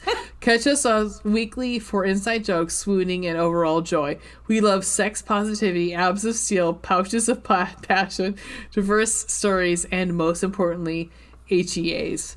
So, yeah. Pouches of passion. I know, right? I love that. What's I'm going to reach out to HEA? them. So, Yeah, please do. Yeah, we're going to do that. yeah. So, we read it one night. I agree. I would totally recommend it. Fuck yeah. Yeah. Awesome. So, Veronica. how do we close this thing? Let's talk about, like, what's coming up, I guess. Fucking hell. Okay, so what's coming up is that this wraps up our holiday season. Oh, my God, it does, right? I know, it really does. We... Jealous. Don't be, because Don't you and I, worry. you got tomorrow. You and I got other thing to close out. It's fine.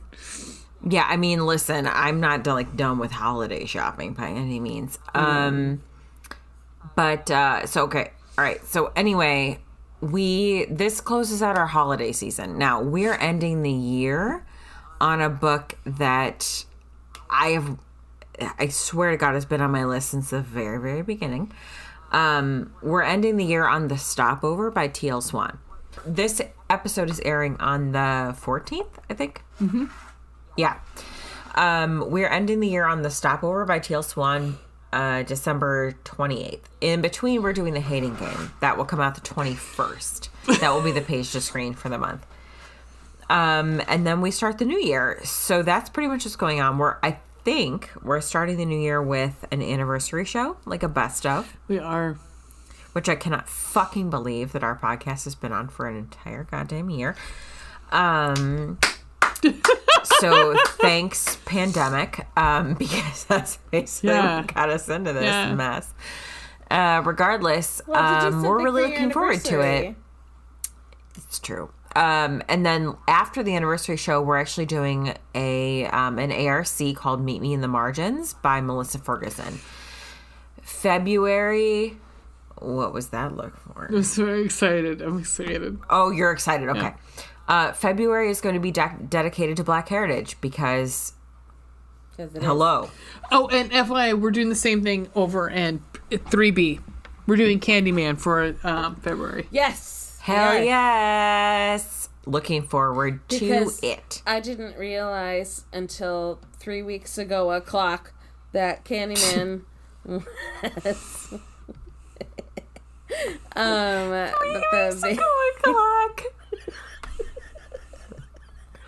that the main villain in Candyman was an African American, and I was like, oh man, that's fucking awesome! And like, I had such a huge cult following, and blah blah blah blah. So yeah, February is gonna be fun. So yeah, I'm looking forward to that. one day, I hope and aspire to be on Triple B. You will be. You will be at some point. We need to find a series. I told you I would. You told us the series you would do, which did. I'm more than happy. I think probably after. I mean, unless Ray disagrees, that I think after February, I'm ready to move on to something else. March so we maybe have can do that. Women's. Leatherface. We have Texas. Yes, the Texas Chainsaw. Because there's going to be Texas. because there's a new series on Netflix. There's a Texas Chainsaw Massacre on Netflix starting in February. Is it really? Yeah. Did you not get my text message? We'll talk about this off air. So I did volunteer as tribute for Nightmare on Elm Street. Yes. Because that shit does not scare me. Also, I would do The Exorcist if you guys did that, because again, that shit does not scare me. So we're thinking, because I don't believe in the devil. So there's that. Nightmare. On Nightmare 2, we're actually going to have 4 people on for Nightmare, because Nightmare 2 is one of the gayest horror movies on the planet. Infamously. Infamously gay. So we're actually we have another person who wants to be on it. Veronica? Who is that person? It's not Lee. It's not Lee. Okay. It's my gay husband. All right, fair. Whose screen name has yet to be determined. But, okay, we'll figure that out. That's totally fine. But I love it. I loved your face just now, Veronica, because yes, a lot of people don't realize. Mm-hmm. It is like to the point where the person who was the lead, his life was altered because of it. Yes, and if anybody has Shudder, highly recommend Scream, Queen, the documentary about said actor, about how it changed his life, and it's very, very sad. Actually, because he was, he's pigeonholed. Yeah, he was big time. Okay. Well, that's a little depressing, but we'll get back to it. Yeah, I mean, we got some months to worry about it. Like, it's fine. It ends very positively. Yeah. Okay. Because the guy has, he goes, yay, horror and film conventions. Because a lot of these people, actors, they had like either bit parts or main parts or whatever. They get to tour the country still and have jobs and make money. Because of their involvement in these films that fans are huge parts of and keep it alive. So yeah. Cool.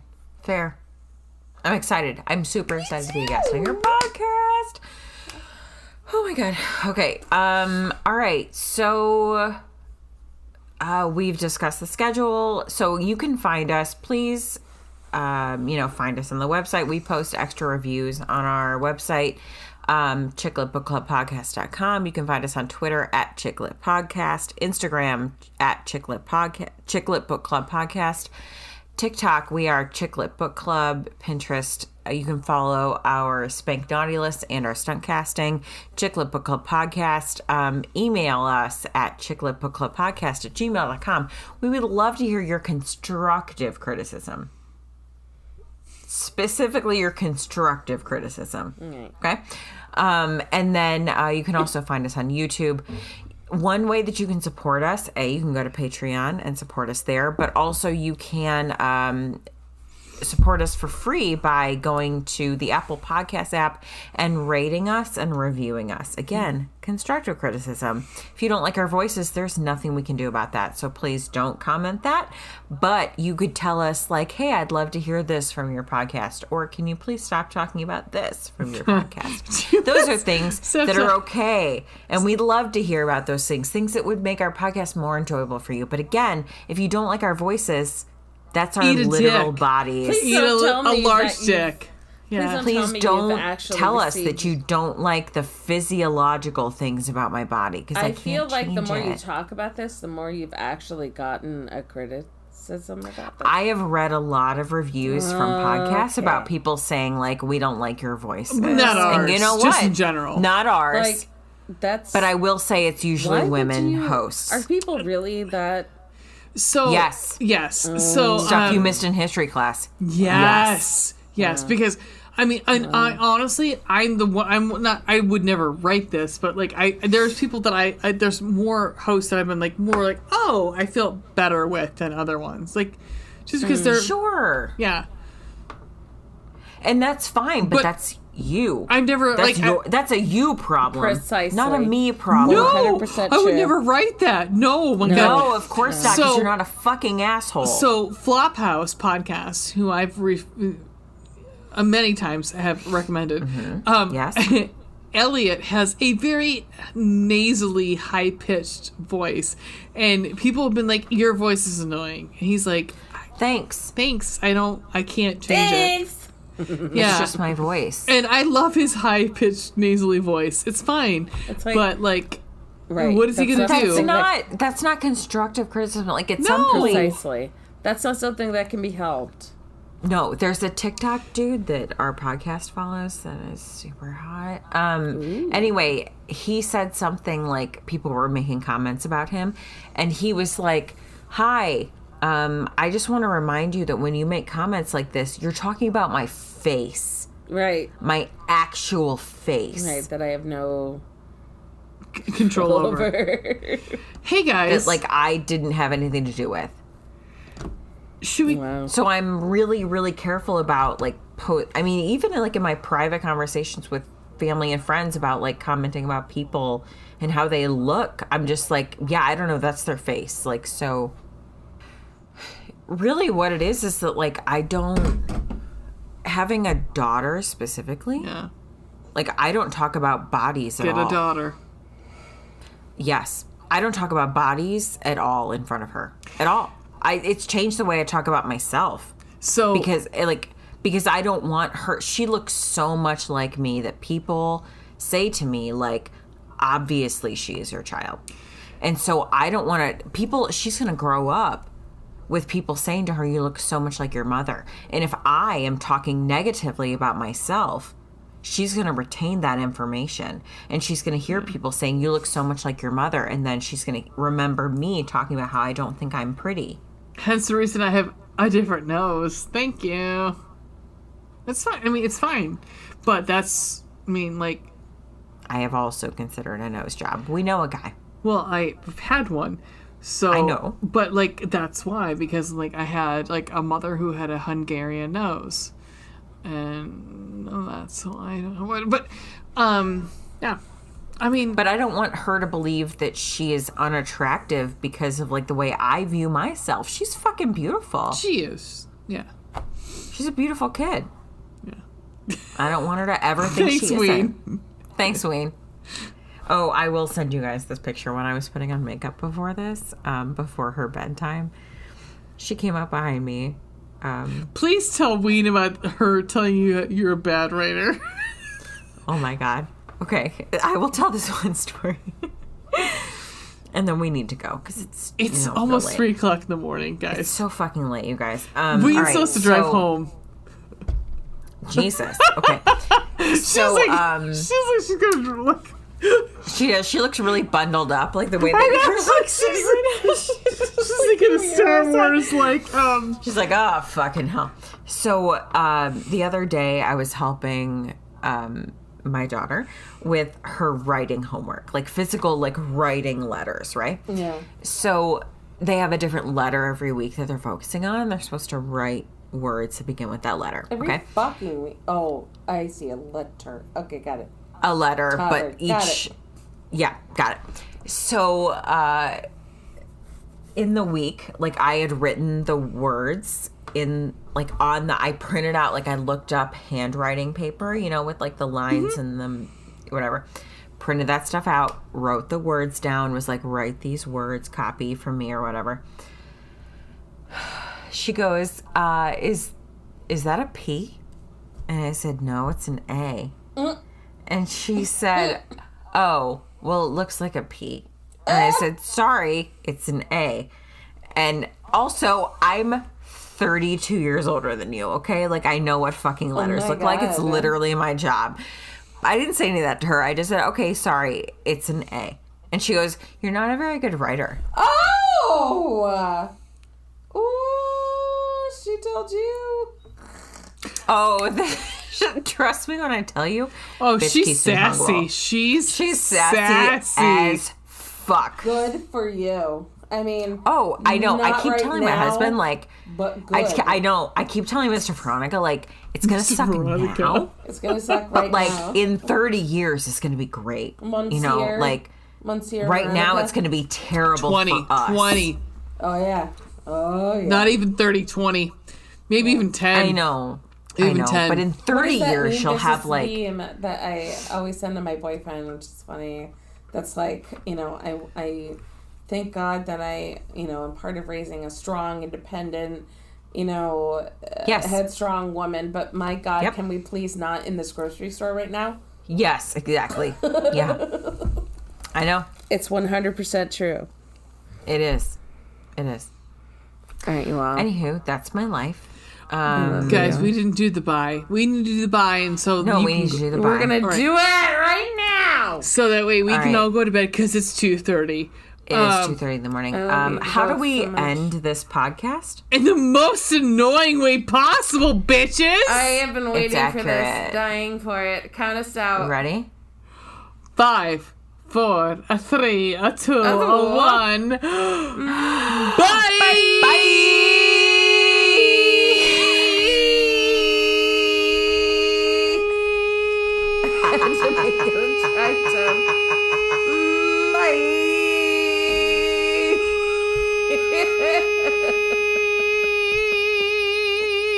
Oh wow. She made us go.